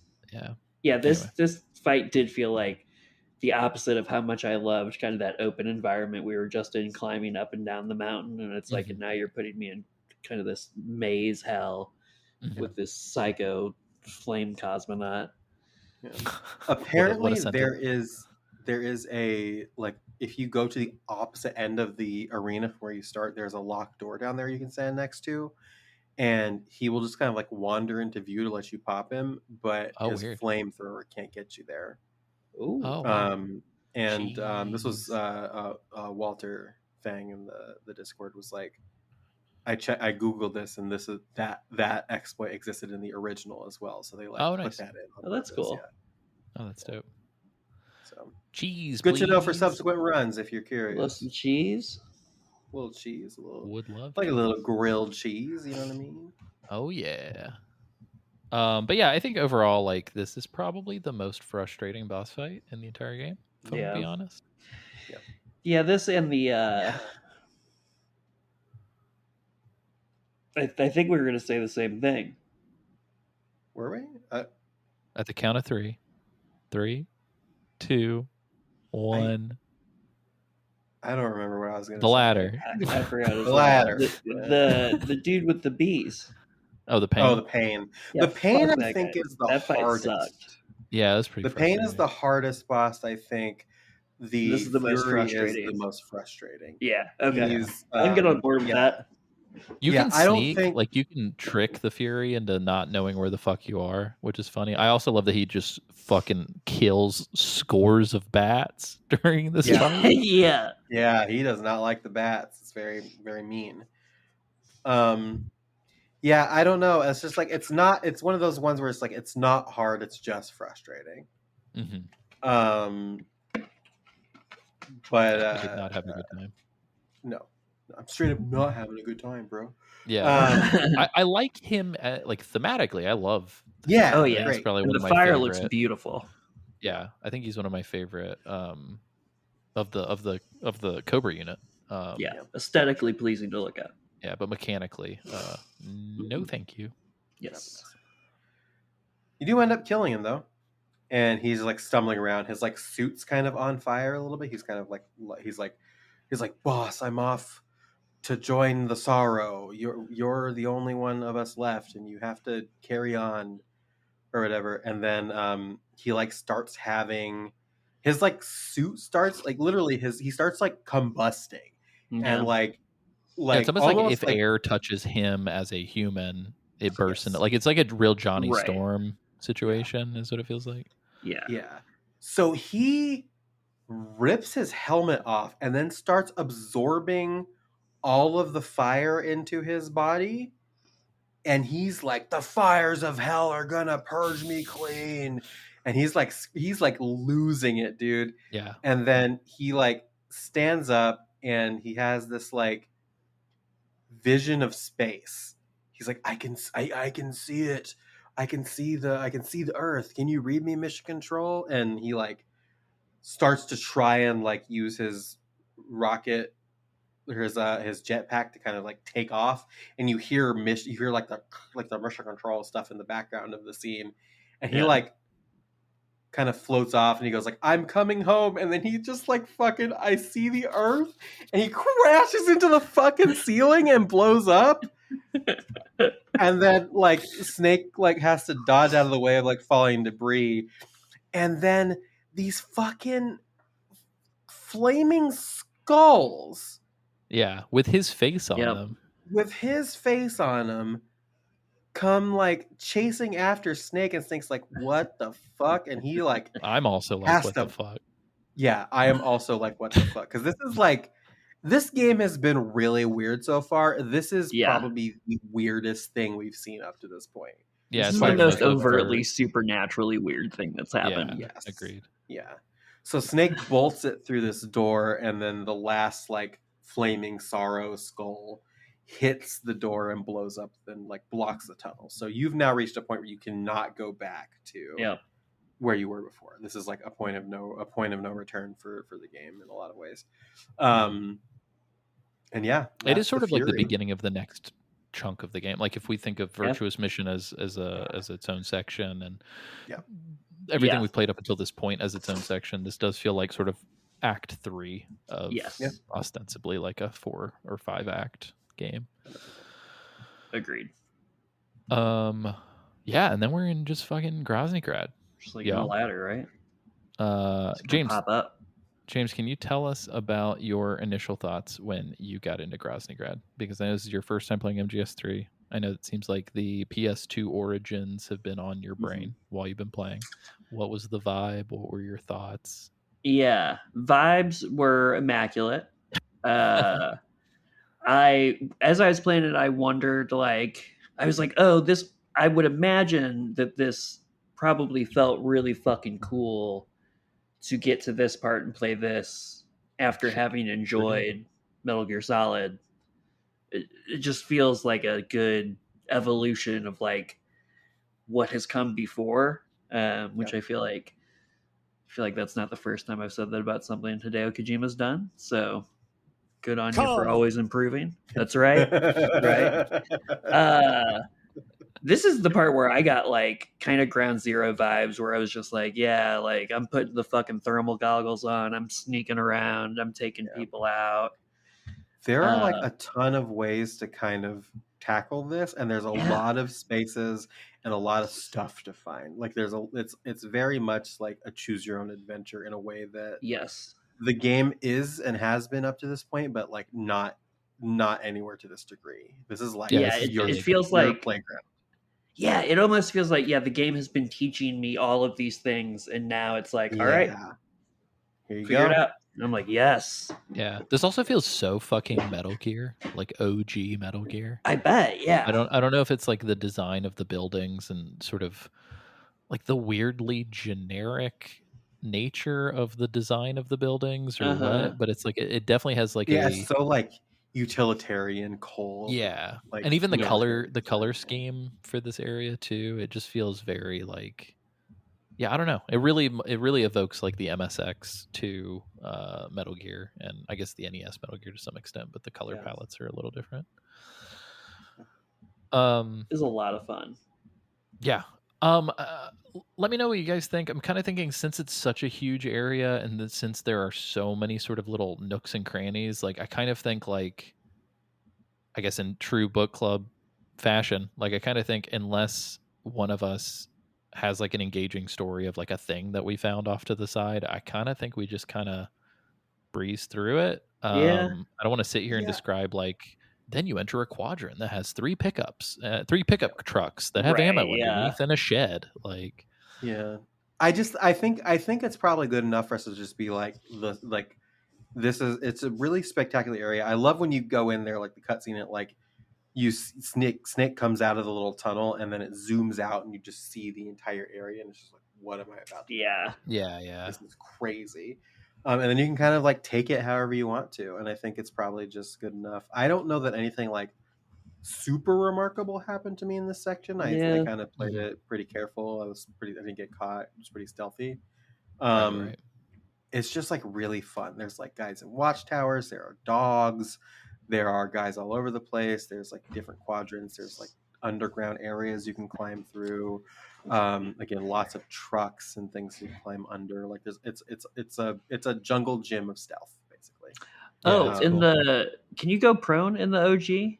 It's that you can't like crouch walk in the OG. Yeah, right? you just can't crowd Okay, walk. yeah. prone Because and I was like, crawl. it's super sick being able to crawl under shit. Yep. Yeah. Honestly, I love shooting at people from prone. Like, I love when he rolls on his back and shoots. I'm just like, this is cool as fuck. It's very, like, special agent. Yeah. I I'm a will sucker. say there's a part of me going back to sort of the PS2 thing again, because like not only am I playing both, but Yeah. I'm just sort of trying to channel like how did I feel about this when it came out.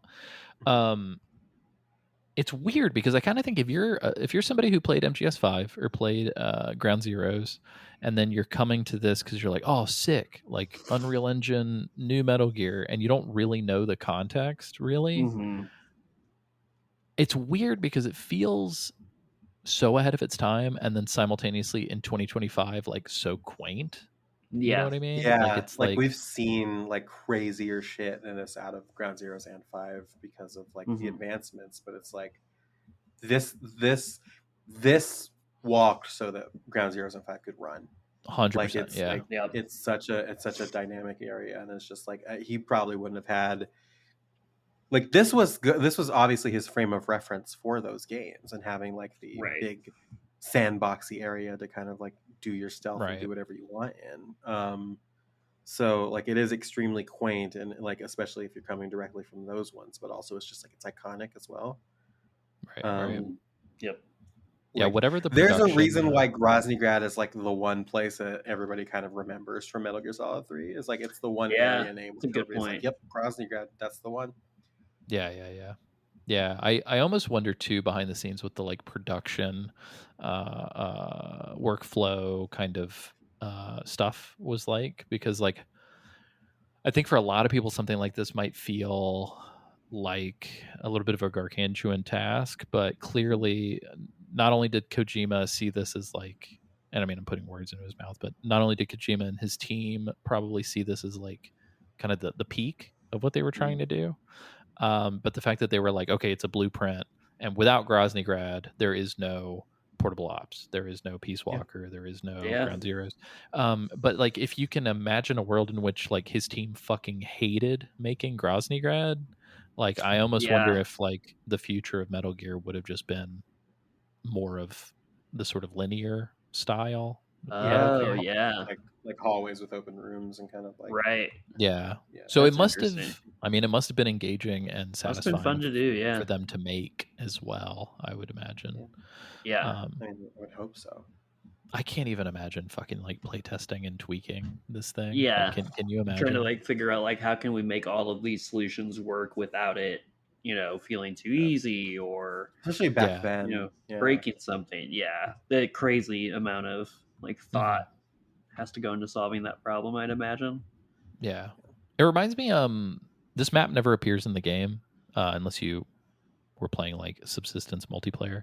But in Metal Gear Online, there is a lot of like Metal Gear Online on fucking for MGS3 was so goddamn good. But like, if I remember correctly, there is a Groznygrad map, but then there's also this like bombed out like Russian mid-sized city that is literally just like high rises and shit like that, and just like all fucked up, and like it's like you and another squad, like fucking team deathmatching or whatever you're doing. Mm. But it's like even that, it's like the fact that Groznygrad in the single player game then allowed for like, oh, what if we put like 8 people in here?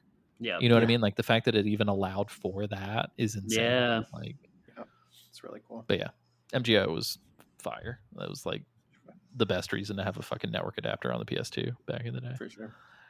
Although now the what's it called? The multiplayer for Delta? Fox Hunt. Fox Hunt. Fox Hunt is coming on October 30th. So that's pretty cool. Yeah. Happy Halloween. Yeah, so maybe we'll talk about Happy that, Halloween. Yeah. Yeah, I'm sure it'll come up in whatever episodes we have coming out after. Mhm.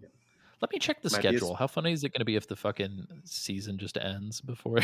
like Yeah, a bit right. Before. Might be a special treat. Oh We'll never wow, know.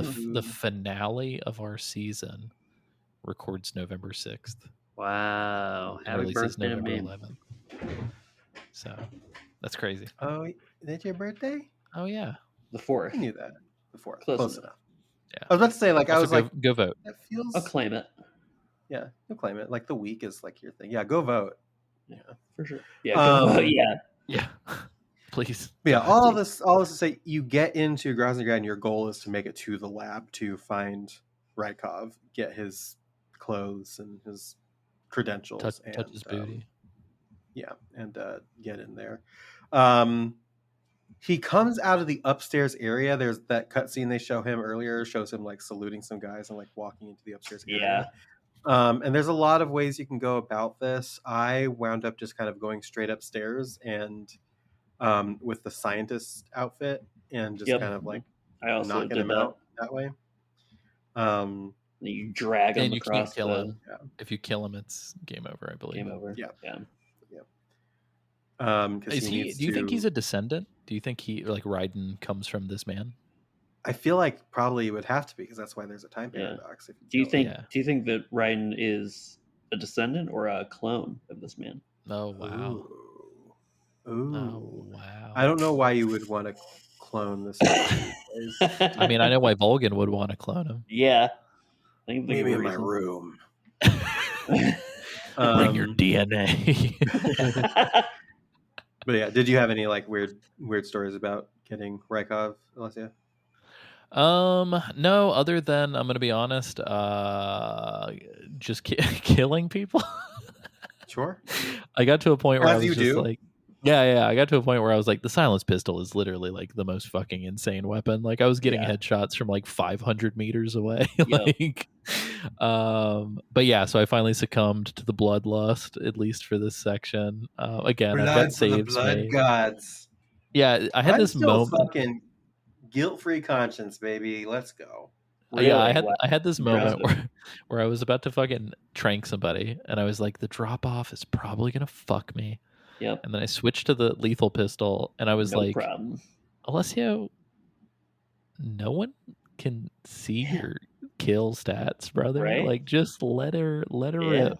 Like, and It's then just for No you. one can see your kill stats except we have a podcast where we talk about our yeah. kill stats. No, I know. Look, I've That- got a guilty-free conscience too, and I've killed That- a lot of people. Yeah, that There many are times I realized I was being sneaky and grabbing people, and then still breaking their necks. just cause to feel Because- alive. Just to feel it. Yeah, you were imagining that they were all wallabies or what was it? That you were hitting? Wombats, Wombats. There we go. wallabies.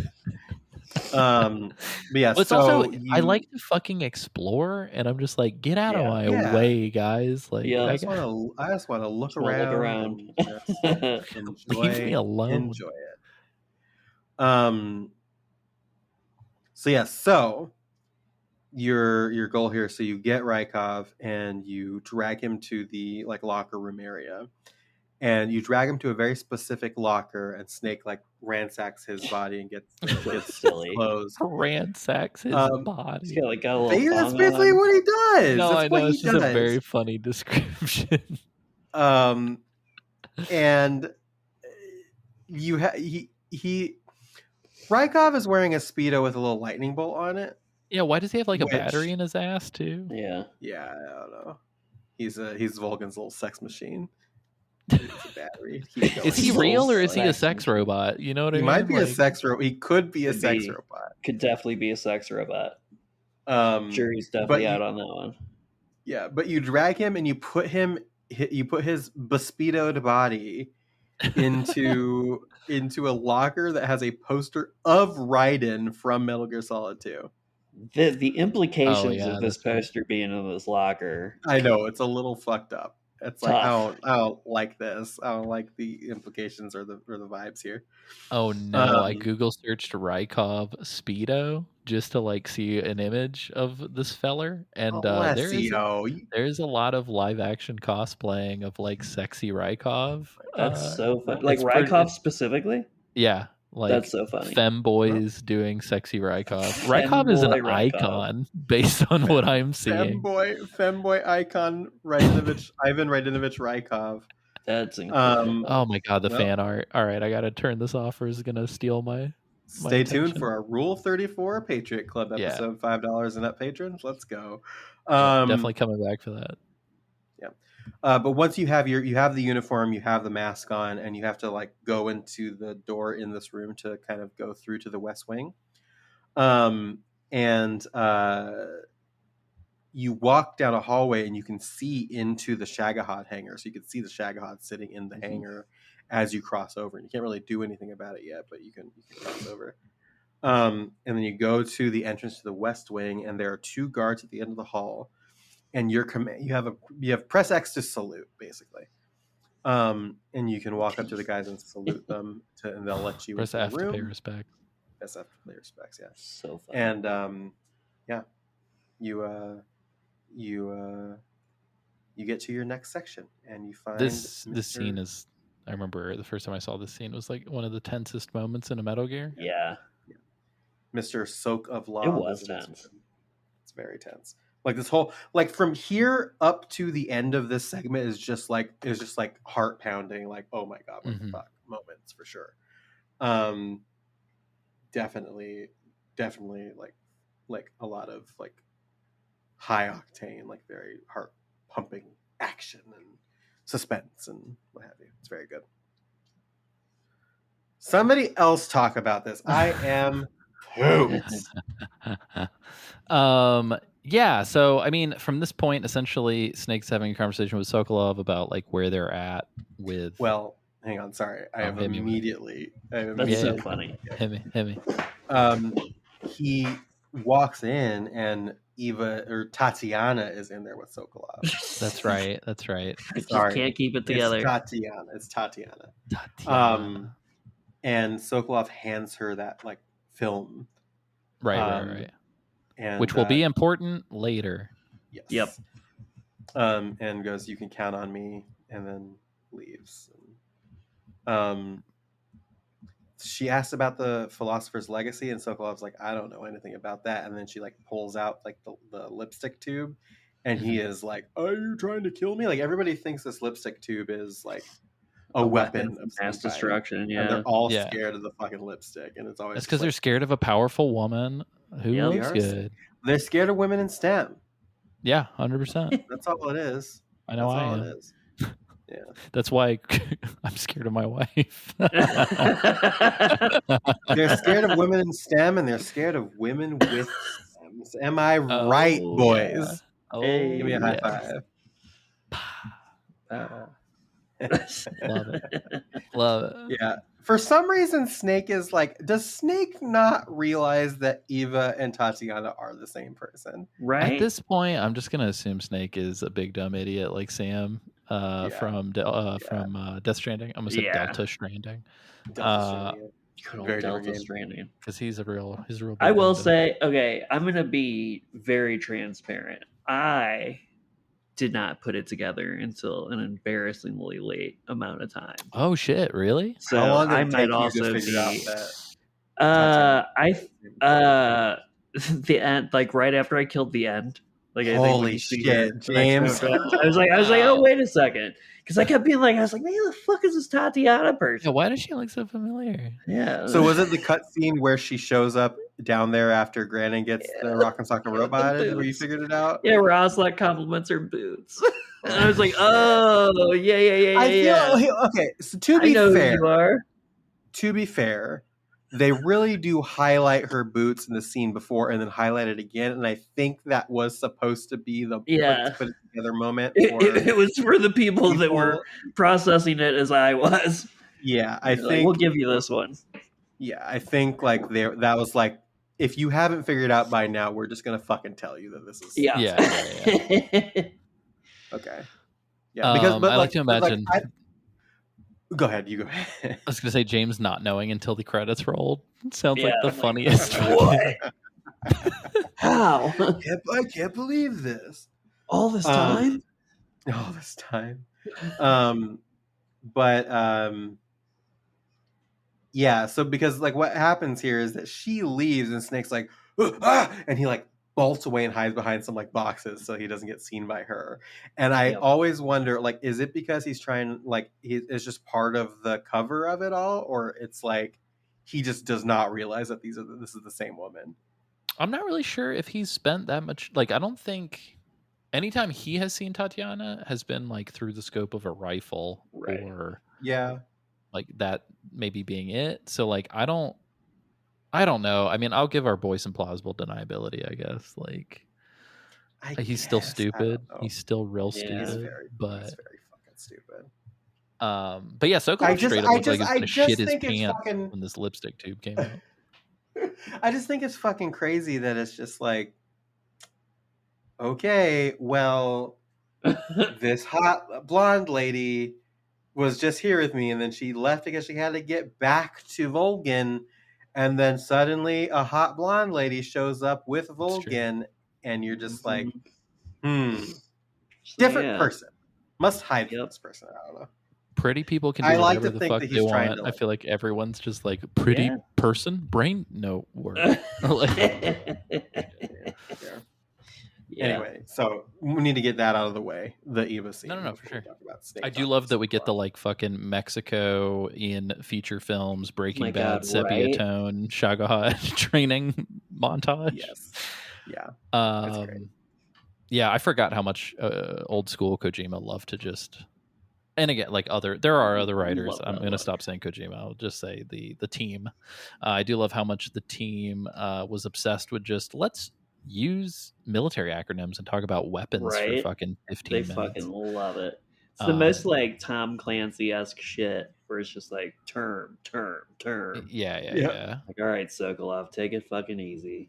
I do think in 3 it at least feels appropriate because of that, like sort of Tom Clancy spy thriller, totally kind of a thing.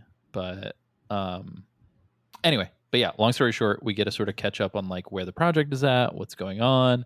Sokolov's talking about how it's entering phase 2. He gives us a little bit of a lowdown on like why the Shagahad is so terrifying. Some of it is repeat shit, like we've heard the ICBM thing, but now we're hearing it a little bit more in depth. I have a thing here about the Shagahad.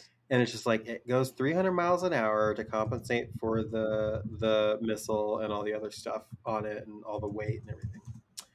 And it's like it's so cool because like as long as there's a run, like it feels like not nearly as convenient to have the Shagahad as like you would hope or expect. Because the idea of the Shagahad is that it is a tank that can fire a nuke from anywhere, right? But now you're telling me that because of the problems and the complications and the restrictions on the technology, anywhere asterisk down at the bottom that has a runway long enough to sustain this thing. Right. I also don't understand how it goes that fast with literal drills for arms. Yeah. Because like, what the fuck? Like, and that was kind of weird to see it in this level of fidelity and then be like, are those drills not fucking the runway up? I don't understand. Like, but these are questions you don't have to ask because Metal Gear isn't real yet. I mean, soon. Do you guys notice that Snake's camera model is just fucking mean mug furrowing his brows forever? He's fucking angry. Mm-hmm. He's like, not a happy man. Yeah, it's like Max Payne face. A little bit. Yeah. Big Max Payne face energy. So we get this whole breakdown from Sokolov as well about Tatiana a little bit afterwards, because Snake asks about her, and he kind of pulls a Volgan, because Volgan is like, oh, she's Sokolov's girl. Yeah. And then Sokolov is like, oh, she's Volgan's girl. It's basically like she's Volgan's girl. I love my wife, basically. Yeah, It's yeah, like, that's right. It's Because he even like, pulls a okay, picture out. He's like, this is my wife and child. Yeah, I'm like, we're not asking these questions, Sokolov. Like, I don't need all this. Like, Yeah, and the picture too is like the most like depressing Russian Cold War family Oh my portrait God, you've ever seen right? in your fucking life. Yeah, like It's so Sokolov's funny. definitely. Yeah. But yeah, it's very funny. Like nobody wants to. Everyone's just like pushing Tatiana off on other people, and then Snake's like, "Oh, she was my girl." I want her to be my lover. Basically, Yeah. like the reason why they're talking about Tatiana at this point is because the way that Snake has to destroy the Shagahad is that he has to put C3 onto the different tanks in the hangar. oh, right. Yeah. And he's like, where can I get C3? And he's just like, well, a female spy stole it. It's Tatiana. And they're talking about Tatiana and stuff. And Yeah. Also, is That's when C3 you get real? the- Because I love I this was idea just- that I like was just C3 is about to not look real, that up. and they're I just think like, it what's? is. They're like, we're in the past. What if we just drop C4 down by one number? Yeah. Like, Yeah. It is, yeah. Okay, cool. During It was and used after World during War the II, Korean War. A number of new RDX-based explosives were developed, including composition C, C2, and eventually C3. If you go to image search, though, you get some strange results. I will say that. Oh, God, Narutopedia is a source. Oh, no. Narutopedia? Yeah, for C3 bomb. All right. Yeah. I'm not going to look further into that, but I might. So then we get one of the most iconic scenes in a Metal Gear game. A very uncomfortable scene. yeah. Still can't quite parse what is happening here. Right. But so Volgan is in the hallway, and Snake hears him, and Snake fumbles to put his like fucking weirdo eyes wide shut vanilla rubber mask. rubber It is mask. so fucking scary because like the mouth doesn't move and nothing about it moves, but his eyes do. Yep. Well, in the It is eyes, such a there's So uncanny- clearly a mask. there's like a gap between the Yeah. eyelid and his eye. Yeah. Where like it's not- clearly it's like, oh, it's fucking nightmare fuel, you guys. So good. And, like, not only there's- that, yeah, you like, can the see it, the gap is, like, neckline. The Yeah. neckline. He's like, it looks like he's wearing this dude's face, like legitimately. Yeah. It's so 100%. scary. It's like a fucking Um, Jabberwocky mask. Yeah. It's so But yeah, so Volgan's coming down the hallway, and Snake has to like put the mask yeah. back on. He's fumbling to put his Um, real doll face back on. Yeah. And Volgan is just like, Major, what are you doing here? You're supposed to be in my room, or you're supposed to meet me in my Legitimately room. good And then, question. Yeah.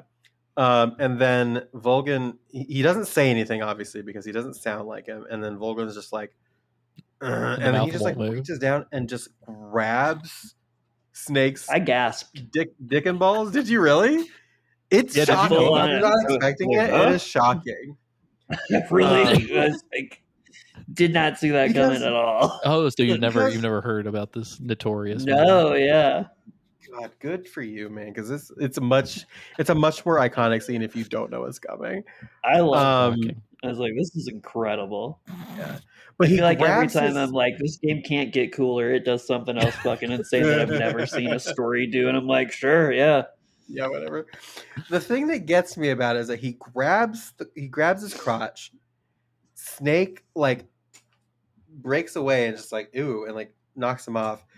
Volgan grabs his crotch again and then like More squeezes and then forcefully? very forcefully, and then pulls back, and he's just like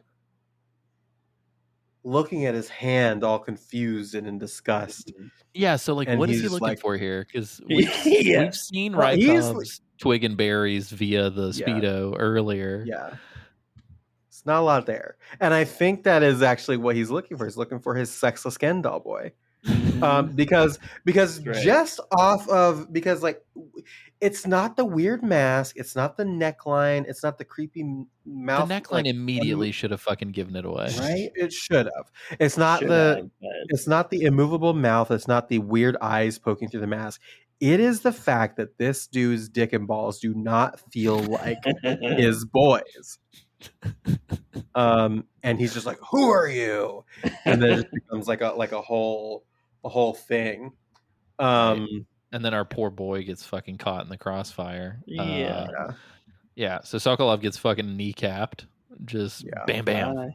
Bye. And then Snake disarms Volgin using CQC. And then CQC. who should appear but the Surprise. creator of CQC herself, the boss. Did you dope notice ass fucking white uniform, by the way? Yeah. It's such a cool fucking suit. Well, she kicks It's so everybody's cool. ass, not just Snake. Yeah. It's like everyone's down on the ground. Yeah. I will point this out. When Snake pulls the Rykov mask off, or when the boss pulls the Rykov mask off, Snake has his whole fucking bandana under I it know. as I well. love it so much. Motherfucker And is prepared. I also do want to make mention of the fact because we cannot move past this. Yeah. And one of the reasons why I've been calling him this the whole time is she like restrains him, has his arm in like a knot, and she's like reaching down to getting ready to pull the mask off, and she goes, "What is this fairy disguise? It's gonna rub off on you." And that's why I've been calling him Fairy Boy this entire time. And then she like rips the mask off, and he's got the bandana on underneath. It is fucking phenomenal. It's very funny. Yeah. And then this is when she knocks out Volgin because he gets up and he points the gun at Snake after she pulls the mask off, and she's just like, "Stay out of this!" And she like knocks him down too. Right, and everybody's like on the floor. It's very funny. Incredible. And he's just like, "I see why they call you the boss." Yeah. I don't know if I've ever noticed it before, but did you know that the boss has CCCP on the side of her suit? Oh. Which That is the Chinese Communist Party, right? I'm not pulling that out of my ass. I think so. Yeah. Interesting. So that is interesting, especially given the Chinese pistol that Eva had earlier in the game. Oh. But then Pieces Volgin's fit. rage comes out, and he's like, "You hurt my boy." Yeah, He he's just real starts mad. beating the piss out of Snake. Yeah, with his Snake lightning is. bolt. This is fucking crazy. Not a good time for Snake. Yeah. This is probably the most beat up that a protagonist in a Metal Gear game has gotten up until this point. Oh yeah. And it gets worse. I was gonna say, and then they were like, "Well, we can go further." We can do more here. The boss like leaves him, walks away. Ocelot shows up, and he's like waiting outside the thing with his like gun just hanging out. And he even Always looks lurking. at his boyfriend like, "Oh no, he's hurting my boy." Yeah. Yeah, all these boys just want to touch each other. It's like all really I'm do. learning. This is like a really like long, and this is where I was just like, "Oh, I am extremely uncomfortable with this man's face, the way they've like detailed it." Yeah. Even Snake's face is all fucked up and really gross by the time he Snake's gets the face was shit beat tough out to of look him. at during this one. This is a really long, extended, uncomfortable scene. Yes. The upcoming scene.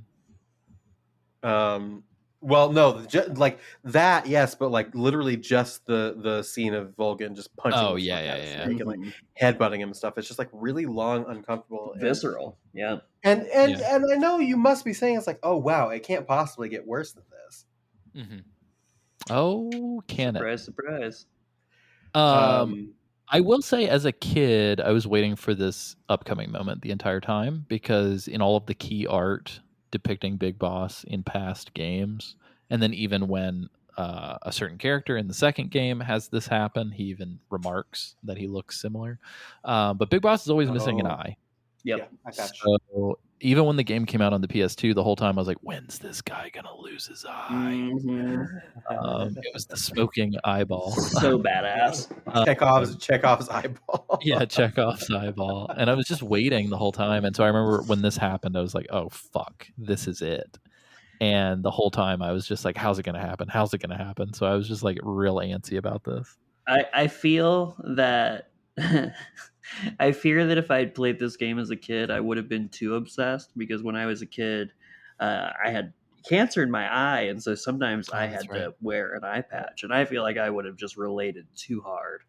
I would have been an I too have 80-year-old been going around tortured. fucking doing snake references, torturing my stuffed animals and shit. Oh CQC. no! Fucking rolling on the floor, aiming a gun at people. Yeah. What would that be? Like, it's not Raffle. It's Oh yeah. ROFAGAP. Raffle Gap. Raffle Gap. I like that. But Snake gets black bagged, and Oh, yeah. I do like that the beginning of this cutscene is like all black. Yep. I kind of, if this were to happen in a modern Metal Gear game, I kind of think we would have seen maybe the whole scene in first person. Like I think it wouldn't have been jet black. You probably could have seen a little bit of like light and motion and stuff, and then I'm sure the mask would have been taken off before the torture. But Vulcan just fucking has straight up like Raiden from Mortal Kombat powers. Like we see him Yeah. for the first time just shoot lightning out of his fucking hands. Yeah, what the like, fuck? He's Senator Palpatine or some shit. Do it. And then Snake pisses himself. So Snake has Well, become. we got to talk about the fact that Sokolov's dead now. Yeah, that's true. That's true. That's the scene that you don't see where he's black bagged. Is that like Volgan's like yelling at Sokolov like, "Who's the spy?" and blah blah blah, and like Eva's like screaming like, "He wouldn't do that. He wouldn't do that. Leave him alone." And then before Snake gets like you get vision again, like he has killed Sokolov in this moment. Yeah. Though Sokolov's body is not in the space or anything like that. Volgan's just on a fucking tear, man. He is like big bad guy during all this, and you're just in this room with people like these two women that Snake likes, and then this tryhard just watching you get the shit beat out of you. My room. Oh, is this his room? Is this the Volgan's room? I sure fucking hope not. But he's innocent. He just talks about, he's like, my body carries a charge of 10,000 volts. Like that's normal. Yeah, just at all times. Yeah. It's like, okay. He's like, with the force lightning, like you said. Like it's very weird. Yeah, it's very crazy. And every time Snake gets punched, it's like again very Mortal Kombat. Like you see the skeleton. Yeah. And it's like, and literally like everybody like the boss is like Ocelot's in here and he looks uncomfortable. He's like having a hard time. He kind of like looks away and like glances. He clutches his chest at one point. Yeah, right. No one besides Volgan is enjoying this. Like everybody would like to go home, please. When everyone's glancing too, like everybody's exchanging looks while it's going on, looking at each other like, ugh. In reality, and we're going to get into this further, obviously, as the game continues, but in reality, it's like everyone in this room, other than Snake and Volgan, are playing a completely different game and are on a totally different mission and know so much more than both of these fucking idiots. And so it's sort of this weird, like, well, let's let the monkeys pound on each other until we've deemed they should stop.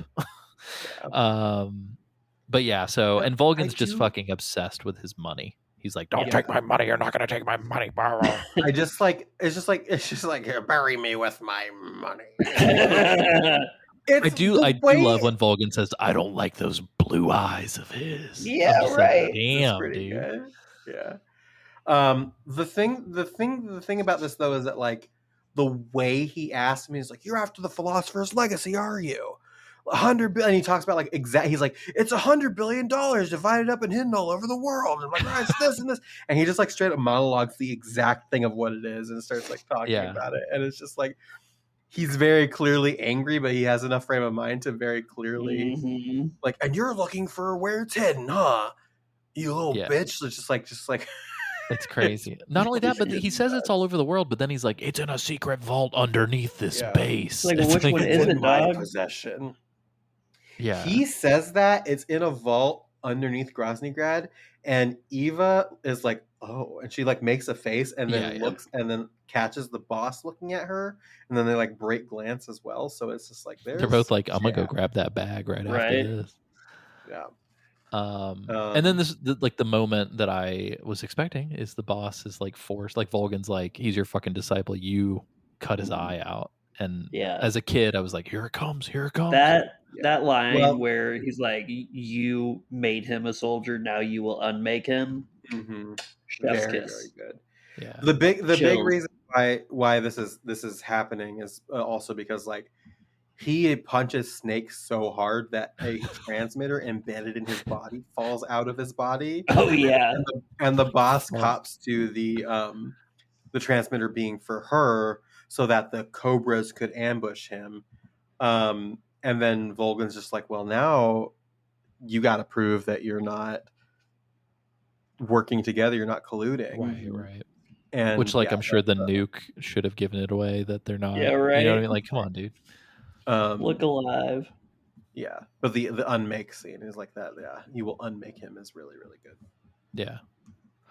And then Ocelot gropes Tatiana because Yep. it's mandatory that everyone in the cast gropes Tatiana He's before got the end of his the game. sniffer out. Yep. Yeah. And then he just like fucking full hand boob grabs and he's like, I know that smell. And then he does his dumb fucking revolver bullshit. He fucking loves Yeah. to slut for that revolver. Yeah. But this is the second time that like the boss has like stopped it from happening. Yeah. Right when the last bullet was going to be the one that like does. Well, this was Snake actually who stopped it. Oh, that's Oh, right. yeah, that's right. Well, but this Yeah. is the second time where it's been stopped. Yeah. So Um, Tatiana's about to get blown away, and then Snake like very crazily like launches his body to get her out of the way, and this is what removes his eye. Yeah. The bullet which looks goes real off gross and, like, in Unreal. Raises Engine. his eye. Yeah, it's really brutal. And And then the boss, like, while this is happening, the boss like yanks the revolver out of his hand and just fucking wham, smacks Yeah, him that was across sick. the face. he like slap And like contest that is there's like slaps a him. fucking print. Yeah. And Volgan is like, well, that was refreshing. And then goes, come on, Tatiana, we're going to my room. And it's fucking gross and stupid. Yeah. Also, Um, Tatiana's like fucking screaming her head off when Yeah. Snake gets blown Yeah. and shot in the eye. Great performance. Yeah. It's almost like she's a Disney actor who Yeah. does really great Yeah. performances. Does am I Ocelot like at this point like he jams the transmitter back does. into Snake's body, right? Yeah. Yeah. And he's like taunting him as like, well, congratulations for surviving his torture. And he starts clapping and there's like a bunch of it's just Such like a dick. Yeah. Well, hold on though, because the boss shoots him in the leg with something as well. So I thought the Yes. boss actually shot him with the transmitter. Oh well what But does Ocelot Ocelot definitely do? sticks something in him. Yeah. Yeah. Yeah, I thought she shot him with a bullet. Yeah. I honestly don't Just know. I don't know what randomly he for got. no reason. Yeah. Yeah, Isn't there also a one of those R1 scenes in this? Yeah. with Yeah, the you can Sorrow. see the It's sorrow very and he's one, holding right? up a little signboard with a codec frequency on it. Scary. I think I remember. So, I mean, we're about to get into it anyway, but like, I think the thing that the boss shoots you with is your. It's got to be something. Fuck. It's a tool to get out of the jail cell with, I think. Is it the fork? No, it's not the fork. I mean, she's got to be able to load it in that revolver, but I just can't remember what it Yeah. was. It's not the fake death pill because obviously they can't remove your tooth unless they know about Right. it. Can you imagine if Vulcan would have hit him hard enough that his fake death pill went off and he just can't bring himself back? He's just fucking dead. Oh god. But Oh no, it is the fake death pill. oh, is it? That's what she Yeah. shoots you with? Uh-huh. Oh, that's weird. But yeah, Snake gets got, which at this point has become a series tradition. Every game in the series, Yep. you get captured, including in the original MSX games. I can't remember if it was in MG2, but definitely in the first one, I believe. And so then you're in this jail cell, and much like the past games in the series, you have a couple different ways you can do this. And also, much like the past, the guard who is holding you is a man named Johnny. Oh, that's funny. And if you can talk to him, I can't remember what triggers it. I think if you throw him food through the hole or something, if you throw him back the food that he's giving to you, or there's some way to like Mhm. trigger a cutscene where they're just buddies talking.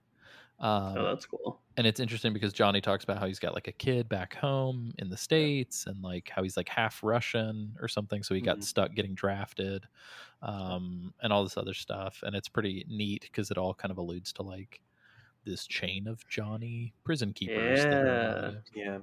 It's worth noting here, by the way, right before this scene happens, Tatiana does walk up to Snake and like talks about how they need to get out of here. Like, I'll be in touch. You need to find a way out of your cell. Right. And Snake is like, Oh, yeah. Eva. And I think this is, I forgot about this. This is actually where he realizes that Eva and Tatiana are the same person, which is fucking crazy. So I did catch on a little bit faster than Snake. A little bit, yeah. So you're all right in my book, kid. I'm all right. Should we talk about either of you get Guy Savage here? Yeah, I was gonna say. So this was no very different than it is in the original game. Lily, it's would cool. you like to tell us about it? Yeah. Yeah. So in the original game, you can get a nightmare sequence in the cell, which is like in the original game, it was like a prototype for Revengeance, I think, or it was like some type of. No, it was just some prototype random. It was some random game. Like I don't think it ever ended up becoming a prototype for anything. Like I swear to God, I read it was like a prototype for like a Revengeance style game or something. I think like Nano Breaker was in development at the same time at Konami. Maybe, but I don't know. I'll do some digging. But it's just like this guy. It's called Guy Savage basically, and it's like this. You just play as this guy. He's got like these hook weapons, and you're just like slaughtering these like creatures in this nightmare sequence, and you just kind of like go for it until you die or like you wake up, and it's like this very weird thing that happens in the original. And it was, I believe, removed from future versions of the game, but they brought it back for Delta. Oh, interesting. But it's very different. It's like it is very much like a fucking Devil May Cry action. Well, more like Bayonetta because it was Platinum Games. So they got Platinum Games to develop this sequence, this like dream sequence. Holy shit! It's literally just like you play and you go, and it's just like you can just like fucking kill people, and there's like ultimates and like all this other stuff, and it's really cool. It's very different, but it's very cool. I think it's triggered the same way where you have to like save your game and then what quit prompts the game. You to save after the cutscene? Yeah. So when but if you save and close, if you close the game out and then come back in, you'll wake up. You won't wake up. You'll go right into the Guy Savage nightmare. Mm-hmm. Very interesting. Yeah, I do have the deets on what it is. So okay, please. Originally, Kojima tweeted, in an interview, Kojima mentioned that originally they were going to have Gradius be the game, which is very silly to me, but decided to go with a standalone game, like a new one.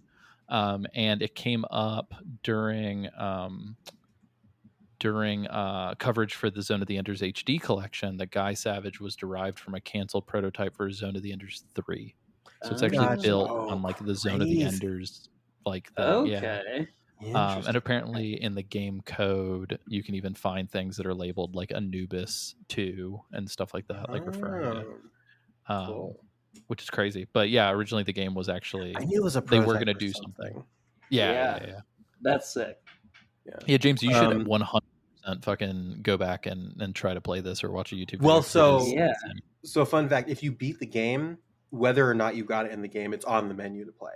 Like you play the main menu. Yeah. That's it's called like on the menu, it's called like Guy Savage Delta on the menu. So you can just awesome. It's just there for you to play. So you don't have to. I will back if you don't certainly be checking that out. That's awesome. Yeah.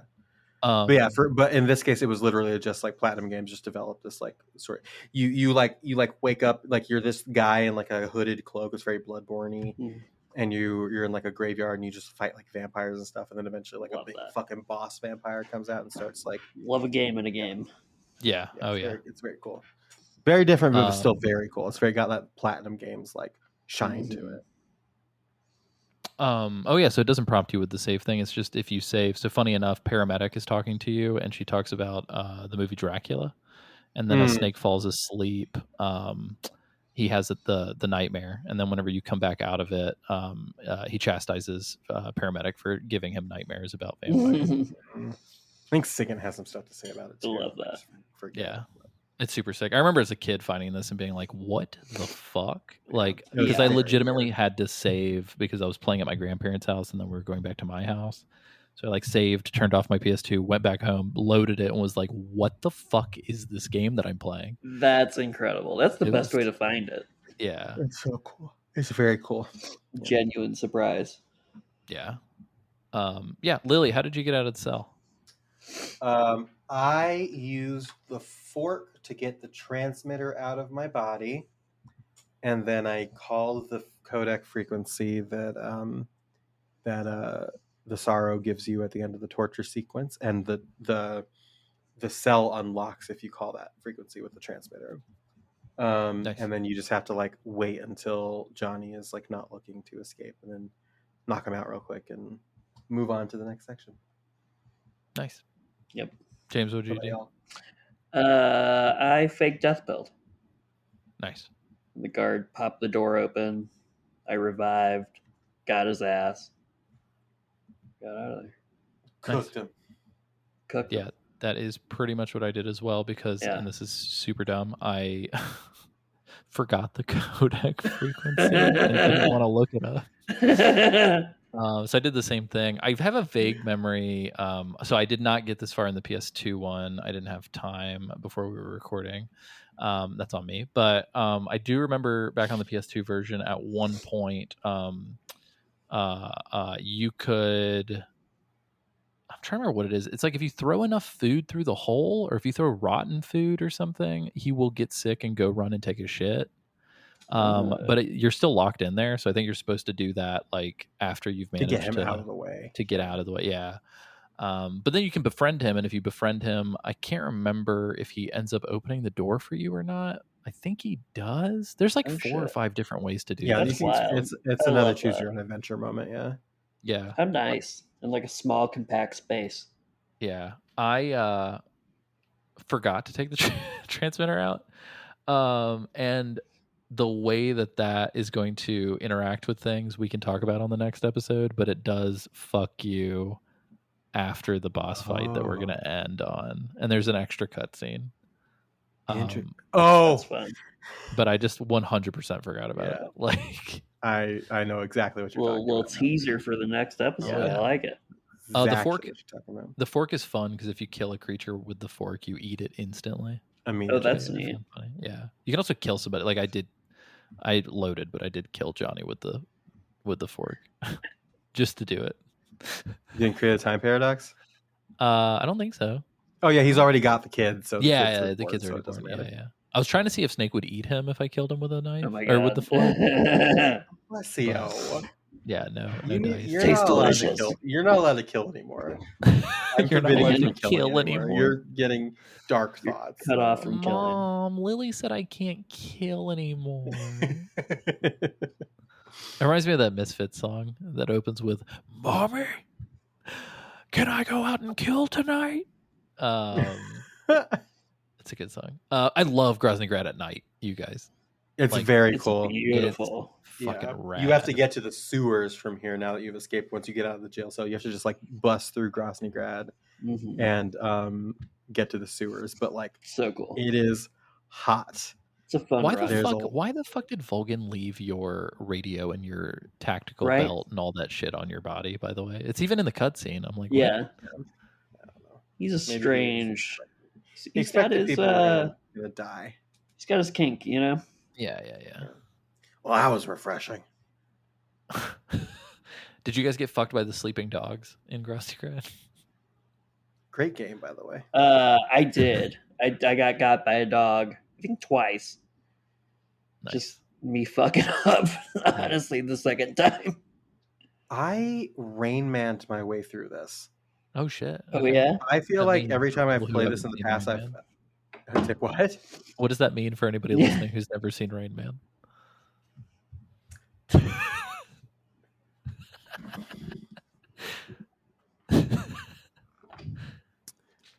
Extreme autism, yeah. hyper focus, hyper fixation.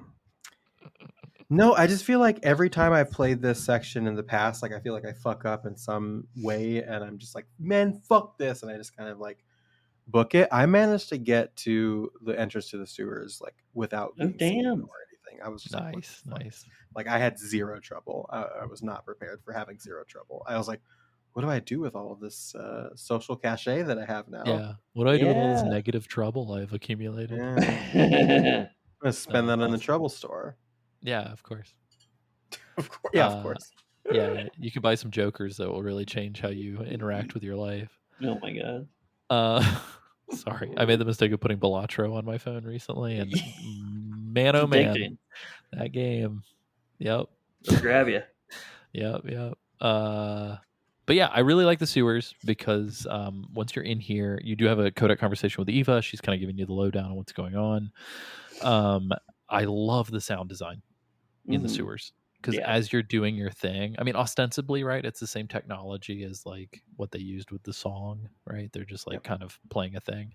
But as you get further from the entrance and closer to the exit, this fucking like, hey, he's over there, like footsteps and like all Yeah. this shit is starting to like ramp So up. cool. And you're like seeing like dogs behind gates and stuff like that, Yeah. like barking and like catching your scent and stuff like that. Very It's good way of like building Oh. tension while you're still in control of the player, It's- like without a It's cutscene. scary. It is scary. Other than the beginning of Phantom Pain, I don't think I can think of another moment when the game is like trying to scare the shit out of you into like running or something. Yeah. Like I know 4 had some set pieces, but like Nothing like this. yeah, this Yeah, is that's like a good point. explicitly like Yeah. You we're gonna gotta handhold you. Time Yeah, for you to yeah, run. Yeah, it's interesting. Which That funny is enough, really it's like interesting. yeah, it's At artificial. least he's not right? trying to like hold himself up on like piles of spaghetti or some shit. Oh like Jesus Venom was. Christ! Yeah, I You remember forgot about that? Where you gotta fall over 17 times. Trying to hold himself up on a stiff breeze. Yeah. That's so funny. I mean, he's got coma legs. I get it, but like, come on, man, get it together. It's a wheelchair right down that hallway, man. What are Yeah, you doing? 100%, man. I don't know. Anyway, he wants that Kiefer butt crack. Yeah. Yeah. I mean, I will say it is pretty artificial though. Like, if you aren't playing with the sound turned on and you don't even know, you can pretty much just poke around and do whatever. I don't think there are any repercussions, at least not that I have seen. But yeah, then we get this like really fucking dope cinematic moment at the edge of this Beautiful. fucking drain pipe thing. It's very cool. Ocelot's eyes are very crazy looking. I don't know if it's the lighting or what, but I like made a note that like he just looks like a crazy person. He does look like a crazy person. I feel like he's gotten progressively more unhinged as the game Yeah. goes on. Not It's like- beating the Higgs allegations, I'm telling you. Yeah, It's like yeah. chaos, obsession, anger, a little bit of lust, I think. Yeah. A lot of bit of lust. Oh yeah. Yeah, a lot of bit of lust, but yeah. Yeah, please yeah. tell us this anecdote as to why he's a fucking lunatic. Well, he starts like he sees Snake and he misses all of these shots that he's taken at Snake, and then his gun clicks, and then Snake like does like a backward swan dive He into does like a cry stare, like an anti-cry stare. Yeah, Yeah, just off 100%. of this like. Well, he thing looks down at him this and then he just waterfall. goes. I had to load How that did one you up have real that ready? fast. You were ready for it. I had to weren't you? load it God up real fast. What the fuck? He's gonna do it again. Yeah, so he falls down. Ocelot like goes bolting after him with the gun pointed at like Snake, and then he like looks down at Snake falling into the water and drifting down the river, and he just goes as he Yeah. like drifts He's like, away. "Got It's me." very, yeah. And then It Ocelot reminded just me of kinda, like The turns around Fugitive and- a little bit. little If you bit, guys have yeah. seen The Fugitive with Yeah. Harrison Oh, yeah. Ford. It also reminds me of wow, what's that Love one where that Tommy movie. Lee Jones is chasing that guy? Fuck. It's a 90s action film. Oh man, it's Catch gonna Me drive If me You Can? crazy. No, that's not Tommy Lee Jones, is it? While I'm looking this up, no, it was The Fugitive. Yeah, never mind. I'm dumb. Yeah, it's same like, same movie. You literally, yeah, Yeah, it was yeah. like- Yeah, it reminds me of that. I'm sure that Kojima stole this from something like The fucking Great Escape or something. Oh, like, sure. But it's still really cool. But the psychopath anecdote about Ocelot is that the bullet he's trying to shoot Snake with is the bullet that got jammed in his gun all that time ago, and he's wearing it on his neck like with a necklace. Yep. It's very Fucking creepy. crazy. He is crazy. Absolutely. But then Snake blacks out in the bottom of this waterfall basin kind of area, and when you wake up, you're literally in hell. Yeah. We've all So been here this before. is you're This is in the Senua's Sacrifice is where we have Basically. woken up. You like you remember that river that you were in earlier, right before you like met like the end and the fear for the first time, where like he's in his wheelchair. You had to like go down that river. It's basically that river, but it's on fire, which is so sick, actually. Yeah, it's really cool. And then it starts raining. You see this dude in a raincoat, and he's my favorite Snake. Cobra. It's so cool. And Snake's just like, "Are you one of the Cobras?" And then the Sorrow is just like, he's the Sorrow. Where we're officially introduced to this man as the Sorrow at this point. Yeah. And he just goes like, he just has this like really great monologue where he goes like, "A host of sorrows, and you are one of them." And he pulls his hood off, and he is just Ghost Dad. He goes, "I'm the Sorrow. I'm also filled with sadness like you." And his coat kind of like disappears. I love what he's labeled as on his credit. It says like Spirit Medium Soldier. Yeah, the Sorrow. it's fucking rad, dude. pretty sick. Implies there's like Spirit Medium medics. Yeah. Spirit Medium technicians. Is there a whole platoon of Spirit Medium platoon soldiers? of Spirit Medium. Small mediums at large. You know what I mean? Yeah. I'm gonna say for those that know, they did a really good job with what his face looks like. Yeah. Does he know? I don't know. James, did you beat the game already? I know I've not beaten it yet. Oh, okay, cool. Okay. We'll keep it. We'll keep it to ourselves. It's kind of like a little inside baseball because it's not like hyper explicit, but we will, whether it comes up or not, by the end of the season, we will talk about some connections that are in this game. How exciting! Yeah, he has like this soliloquy about how exciting, very. Became Alan Rickman for a second. How exciting, Harry! I'm sorry, Potter. But he has this like whole like soliloquy about sorrow and how death is sorrow, and then this like really cool like his eye he just starts crying blood. I love it. Yeah, the opposite eye to the one that Snake just lost. Yes, yeah. He starts crying blood out of the eye, and his glasses, the lens on his glasses shatters. And he goes like, "Now you will know the sorrow of those whose lives you have ended."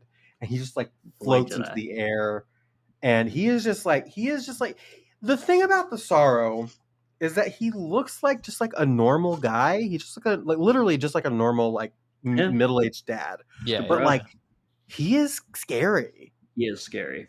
Like the way he's smiling, the way he's presented, he's just a scary dude. I don't know if they explicitly state it. Maybe I'm dumb, but because the eye thing is because he got shot in the eye when he died, right? Yeah. Okay. That's how he died. Yeah. I love that. Like basically now, if you've played the game the way that I have, he drops you into Death Stranding. Yeah. So the thing of it is, so here's the thing, is that if you play this game non-lethally, the only human beings that have died at this point, technically by your hand, are the Cobras. And so you are wandering, like you're dropped in this river, he's floating in front of you, and you're wading through the river. And then at certain intervals, the ghosts of the Cobra unit will come after you, and you have to kind of avoid them. And then when you avoid them, like the Sorrow like blasts you with like the spirit energy, and you get like this like jump scare flash of like his own Sorrow, basically. Oh yeah, that's right. I forgot that the images are somewhat like related to him.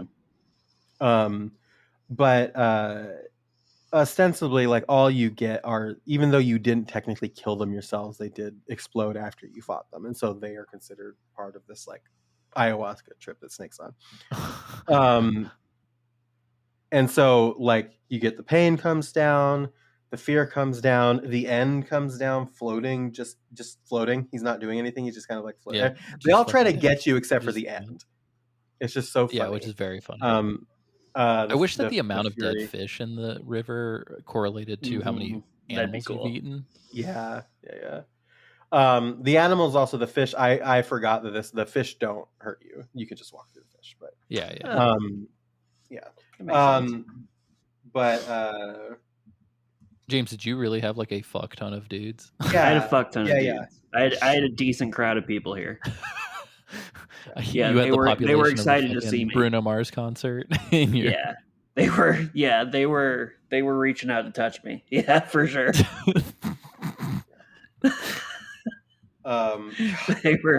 They were ripping and tearing. I tell you what. Good Lord. That's very good. Yeah, it's just like it's very atmospheric, but it's fairly easy if you have only done non-lethal the entire time. If you're like James and you've done lethal, it is a much more difficult fight. And the goal here is to get to the end of the river, because in the river is the Sorrow's body, and if you reach his body, like you get another like jump scare flash, and then you wake up. The jump scares But, of the boss, yes. like aiming a gun at you. I think. Which I'm totally fucking dumb. I just remembered that the person who shot the Sorrow through the eye is the boss. Yeah. For a mission. She was given a mission to dispatch She had to do it. him. Yeah. Did you manage to reach the end of the river, James? No. Okay. What happens if you don't? You get Nothing. nothing.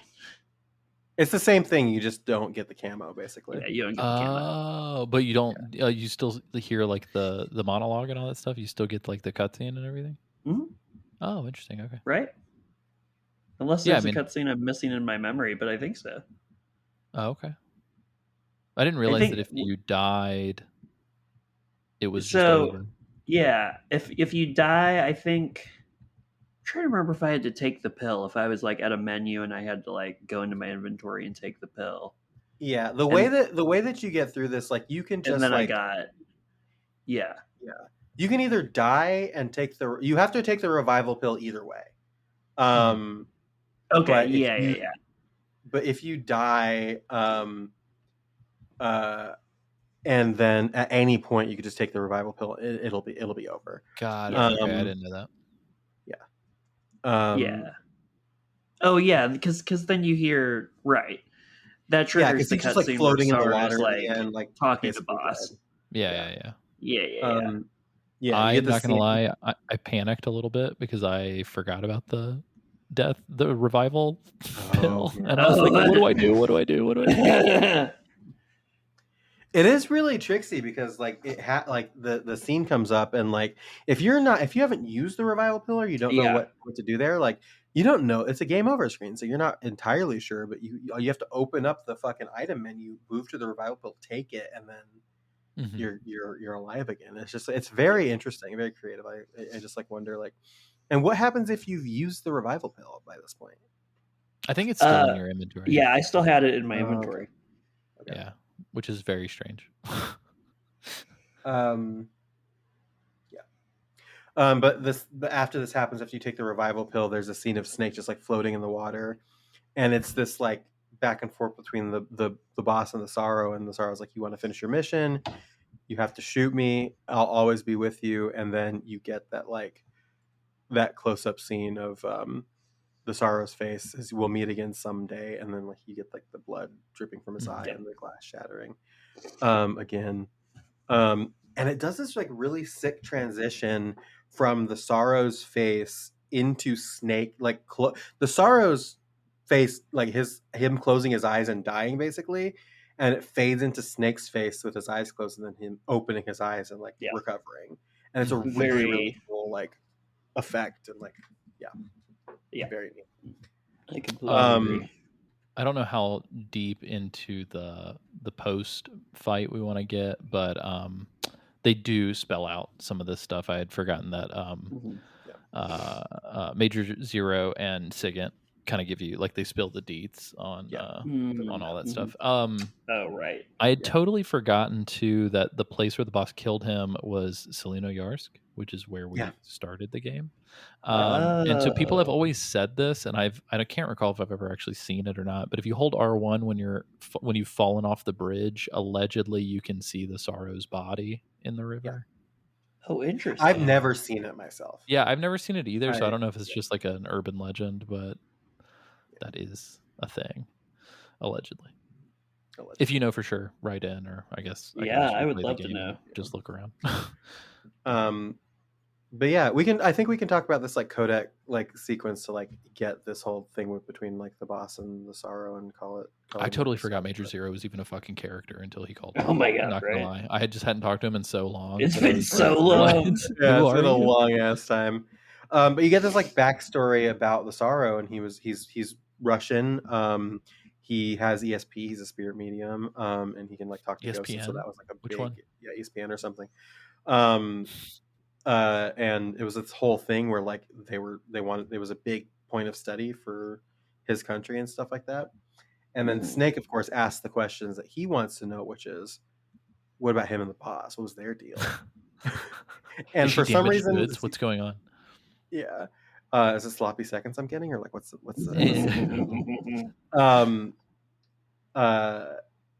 and for some reason Zero doesn't know. He's like, let's ask Sigint. And it's like, why does it's Sigint very know? weird. Yeah, I'm like, okay, sure, let's ask him. Call him up. Buckle me up. And Sigint's like, I thought you knew, basically. Hey, spoilers, Lily. Some people don't know. Well, no, that's what he says though. He goes, no, I know. I know. Yeah. Well, I was making fun of your reference. Yeah. Well, it's not even a reference. It's just a thing we say now at this point. It's a Metal Gear Mondays reference at this point. But this is where you find out, like I thought you guys knew he died 2 years ago at Selino Yarsk. And the boss 2 years ago is very reminiscent of the Patriots conversation in MGS2. Yeah. So this is obviously after the war when they were in the unit together. The Sorrow, after the war, the Cobras broke up. So Sorrow went back to the Soviet Union, and the CIA sent the boss to Selino Yarsk to do a mission, and they met as enemies basically. And the Sorrow basically like sacrificed himself based on the thing that the cutscene that we saw. But the records officially say that the boss killed the Sorrow and accomplished her mission, and that's all the records kind of say. Yep. And Snake's just like, so he was never there in the first place. He just couldn't let go of the boss. And they're saying, it's like, are you good? And he's like, yeah, I'm good. It's not time for me. It looks like it's not time for me to die just yet. And Sigint's like, oh, well, it's a good thing. You know, we're counting on you, pal. It's just like, dude, these people are they're nowhere near as concerned or scared or like worried about this like strange near-death experience this man just had. Yeah. Right? Yeah. They've got their own lives to live, you know. They got shit going on back at home. Yeah. Well, I guess it's like they can't see what he sees. Well, he can't see much right now. Yeah. Well, I will say, we didn't talk about that. I adore. This has always been one of my favorite details. I adore that the first-person view is fucked after you get your eye blown out. Yeah. I feel like the vignetting is like more pronounced in Delta than it was in the original. So but yeah, it's very cool. It's like if you look out of your left eye with your right eye closed, that is what it looks like in first person. That's what my life looks like. After the call with Sigint and Zero, you get a call from Eva, and Snake's like, I took a free detour. And she's like, what? And he's like, never mind. I almost drove. And she's like, oh, okay. Because she says, oh, that's perfect. And he goes, what the fuck? And she kind of tells him, it's like, well, if you ended up in the river, I know a spot nearby. Let's meet up there. And then she kind of like tells him, it's like, you just have to kind of follow the stream to a waterfall, and then behind the waterfall there is a cave, and just meet me in that cave behind the waterfall. And now we have to make our way up through This one is one. This one I always have trouble with, but it's Tico Gorni, I think is how it's pronounced. But Sounds right. yeah, I for believe this it. next area that we will talk about next episode, Yeah. or next coverage episode is called Yeah, Tico Gorni. And I now it's time for us will- to meet up with Eva. I will say this one quick thing. It does change something else, but if you didn't take the tracker out, there are dudes here, Oh, and it Yeah. sucks. interesting. It really sucks. Yeah. And that is That's how cool, I, though. that's how I realized. But it's the give and take, because you get the dudes here, but you also get the extra Fun little scene surprise. in the cave. Yeah, So yeah. we will talk about that next time. But that is it. That's our coverage for this week. Wow. Yay! Look at that. Look at that. Sorrow.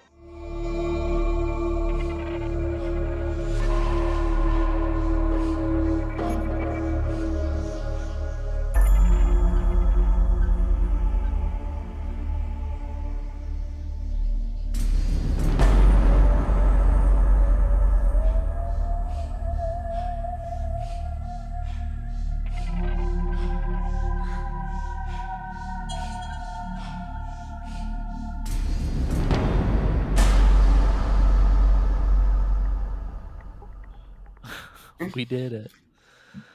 I'm trying to think of any major announcements. I know last episode we talked about it. Maybe we should mention it really quickly again. So the schedule, if you're going to Portland or you're going to be in Portland for the Portland Retro Gaming Expo, which is taking place 4 days after you hear this, probably 3 or 4 days ish, less than a week from the moment that Yep. you hear this, if Less my than a week. editing releases correctly. I mean, regardless of when this episode comes out, it's less than a week. Yeah. So, but yeah, so Friday, Saturday, Sunday, October 17, 18, and 19 is going to be Portland Retro Gaming Expo. Metal Gear Mondays will be there. All three of us will be there. Our right. two community moderators, managers, Discord mods, Nick Freda and Chad Betteridge are going to be there. I saw him this weekend, and Isaac still said he might be out there. I don't know what the fuck that means. Well, Isaac Lim, man.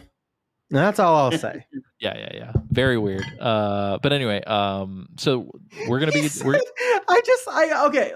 have to dwell on this a little bit longer. I need to find the text message because it is the most indecipherable, almost classic Isaac, but like almost like, is this a threat in a lot of ways? He goes, I know this is annoying having to bug me so much. I don't think it's going to work. Flights are kind of pricey being last minute. I'll keep checking and maybe I can swing it, but don't hold up anything on my account. If I do end up being able to go, I can just vibe. Oh my god. And then Alessio like replies with like a, we're sorry it took so long, blah blah blah. Keep us posted. It would be cool to chill. And he goes, it's all good. I have a couple trips already lined up in October, so PTO might be a bit tight. I'm still hopeful that maybe I can fly in to hang with y'all, but we'll let you know. What do you mean, Lim? What the fuck are you? Isaac is a fucking cryptid, okay? And just the kindest, gentlest cryptid I've ever met, but he's a fucking cryptid. Yeah, I was having dinner with him and his girlfriend last Saturday, and for what reason? It was because I turned 36. Yay! It was my birthday. You could have just said that. You didn't have to say how old you were. You could have said, that's true. Man. That's true. I dated myself. But anyway, we were having dinner, and 100% he was like, "Oh man, I'm sorry, I'm not gonna be able to be out there." Blah blah blah. But he's like, "But you never know." And I'm like, I imagine like a wink with like from the rafters. Yeah, during the panel. Like fucking Sting in WCW, just like coming. But anyway, panel dates, panel times. Saturday at 12:15. It's going to be us, Debbie Mae West, Paul Eiding, and David Hayter. And the panel is all about the behind the scenes of the Metal Gear Solid 1 recording.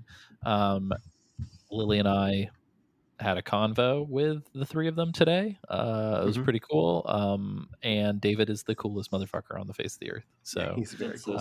So not only yeah, not only the panel, but we've also confirmed we're going to have time to have like just a standard interview for the podcast with David as Right. well, just to kind of like follow up on our 30-minute broom closet interview at Renton City Retro we did with him in 2019. I might slip in a few minutes of it into the PRGE episode, but I think if it all goes according to plan and we get a full interview, we'll probably release it as its own episode. But yeah, so that's Saturday at 11 and then Saturday at 7. Big deal. We're having our live episode. First ever Metal Gear Mondays live show, baby. Yeah, it's gonna be verbal, it's gonna be physical, it's gonna be comedic, it's gonna be crazy, it's chaos. We're gonna be the polyphonic spree of podcasts on stage because we're gonna have like 5 people doing weird shit. That's fucking right. Yeah. Oh, it's gonna be so fun. It's basically gonna be me, Alessio, and James doing color commentary over Chad and Nick playing Snake's Revenge. Yeah. I'm so excited. Their whole deal is that like it's gonna be like a weird round robin where like when a death happens, they trade off the controller and play from the other person's death. I'm thinking we should do like 3 deaths because I feel like they're gonna die so fucking fast in certain parts. But I feel like the chaos of the instant switch is gonna add to it. That's true. That's true. Because whoever's playing is gonna be on mic, and then I think like as like a special treat, we might like do like a 2 hearts, 2 hands, 1 controller type. Like they both hold one half of the controller. I think I'm going to try, even if it's like a ROM hack or something. I think I'm going to try to finish Snake's Revenge before the expo so that I can actually talk about what they're about to fucking encounter. Yeah. But yeah, no. So for everybody who's listening, we will release it as an episode, which means that Lily, James, and I have got to be good at describing what's happening. Yeah, what's going on screen. What I will say too, I don't know how possible it's going to be for us to get like decent video of us in the room for like the Patreon listeners. But we're definitely going to try it. Yeah, I am thinking about ways that we could have a visual element for that episode for the Patreon subscribers, though. So the $10 patrons, you'll have something. Something will happen for you. So we will screen record the gameplay as well, no matter what. Yes. Yeah. At minimum, like you will get our voices and you'll get like their actual gameplay while we're talking. So at the very least, you'll get that. Yeah. Not sure how we're going to do a 5-person overlay for that. But we'll figure it out. It'll be fun. 1-person overlay. Oh, that's true. It's rectangle because of the room. Yeah. That's true. But yeah, so it'll be a lot of fun. It will be one last thing on the live episode. It's definitely going to be formatted like one of our normal ones. So like we're still going to do the intro. We're still going to go through all that stuff. Just think of the gameplay portion as like us talking beyond generalities. So instead of us talking about the experience, we will be commenting the experience to you live. But yeah, and then on Sunday we at 12 are having a David Hayter solo panel. Crazy. Akin to the Cam Clark panel from last year, full of goofs and gaffs and David pretty much frosted tips. David pretty much was like, okay, rein it in so I can do a Q&A, please. And it's like, oh man, all right. Yeah. But to be fair, the Q&A portion of Cam's panel last year, it was like was 60 seconds long because it happened at the very fucking end of the time allotment. So it's going to be Sunday at 11. Very exciting, very cool. Yeah. It's gonna be super sick. I love if you're watching the video, it's just like Alessio sitting like in silence, like just nodding. Can be a good time. I don't know what to do. I don't know what to do with my voice. Yeah. So I think so Lily and I will be moderating the 2 panels, and then James will be joining us for the live episode. Yes. But yeah, we'll also be milling around. So if you happen to be there and you, for whatever reason, maybe you're only going to be there Friday. And you don't have a pass for Saturday and for Sunday for the panels for whatever reason, we will be milling around the show floor. So you might run into us. If you see us, say hi.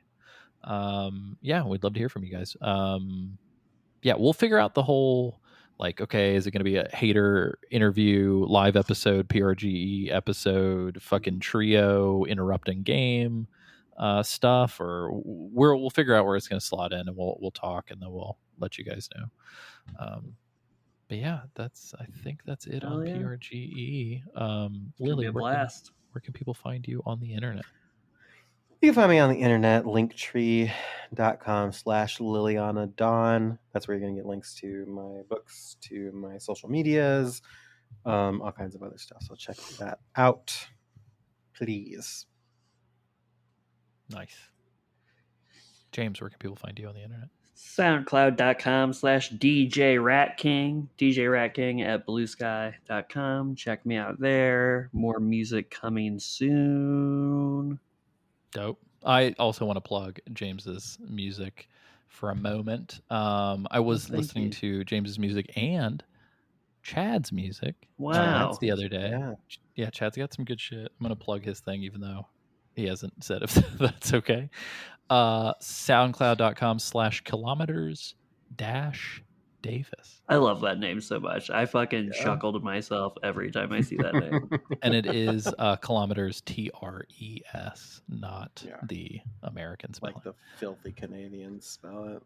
Yeah. But James, there's a song of yours that for whatever reason, if I'm playing anything on SoundCloud, it like queues up as like the next song all the time. But it's just called, it's ambient with a 3 for an E _ dance with an @ for an A, and then 00101011111. It's good though. I really like that song a lot, actually. Thank you. I like that one too. So yeah, definitely go check that one out if you guys can. And I'm also here to let everyone know that all of my fucking components that I'm building my website out of have now all been completed, guys. Whoa. So your boy, let me see if I can pull this up. Your boy has a total brain fart moment. Your boy has a SoundCloud, a Mixcloud, a YouTube channel that's rocking and rolling, and a Bandcamp. And yeah, I'm super fucking stoked. It's gonna be really cool. And ostensibly a website. Yeah, so the website, so this is the thing. I was building all these components because they're all going to connect to the hub that is the website. So the website is going to be sort of like the one-stop shop, but I also got a link tree. So I'm following Lily's example. So it's linktree.com/Alessio made that. But yeah, I'm also trying to fucking plug. So I found this game on YouTube and I really want to plug it because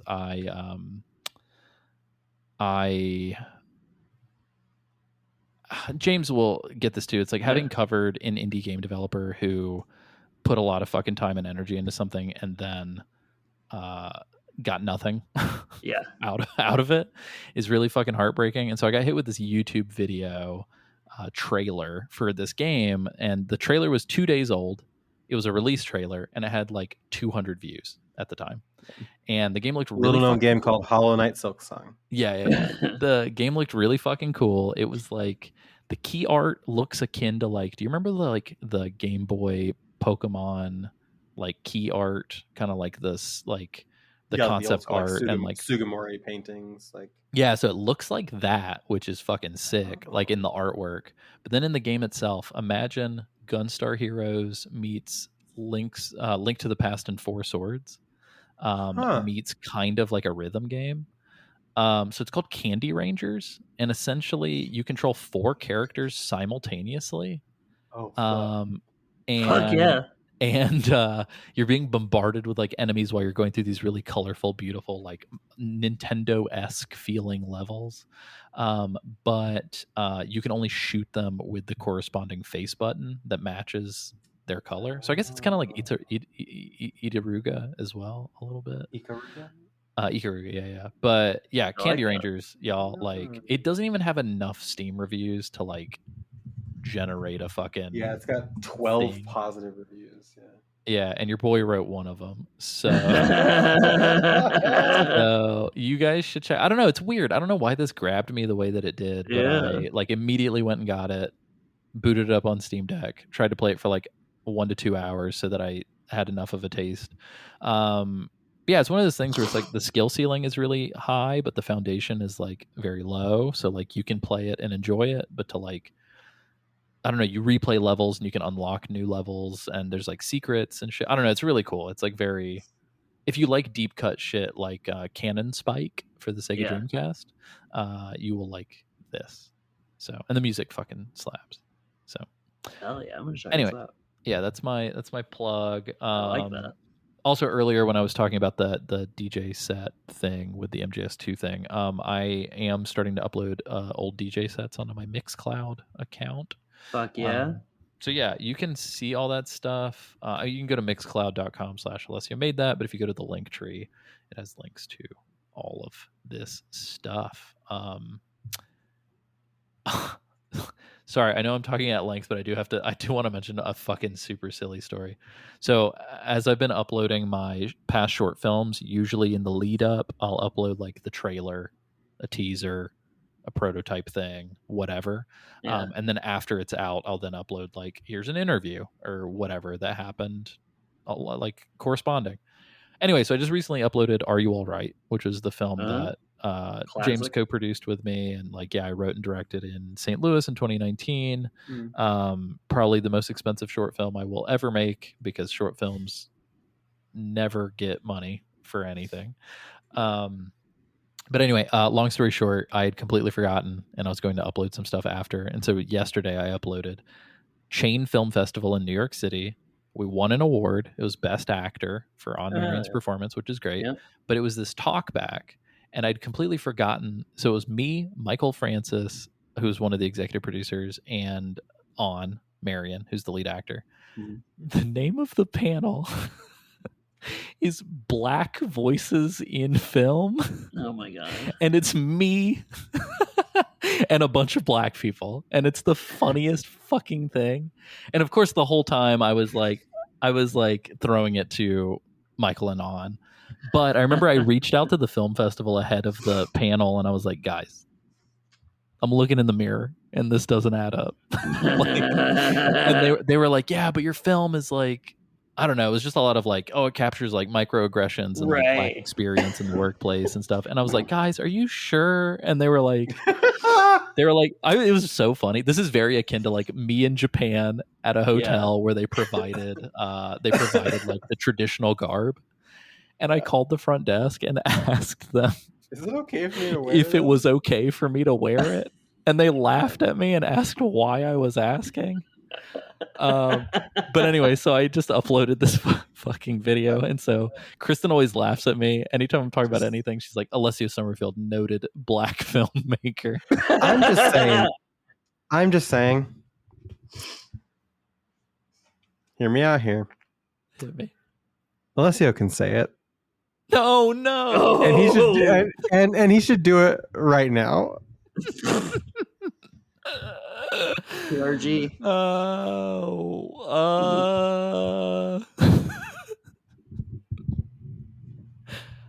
Mr. Buck.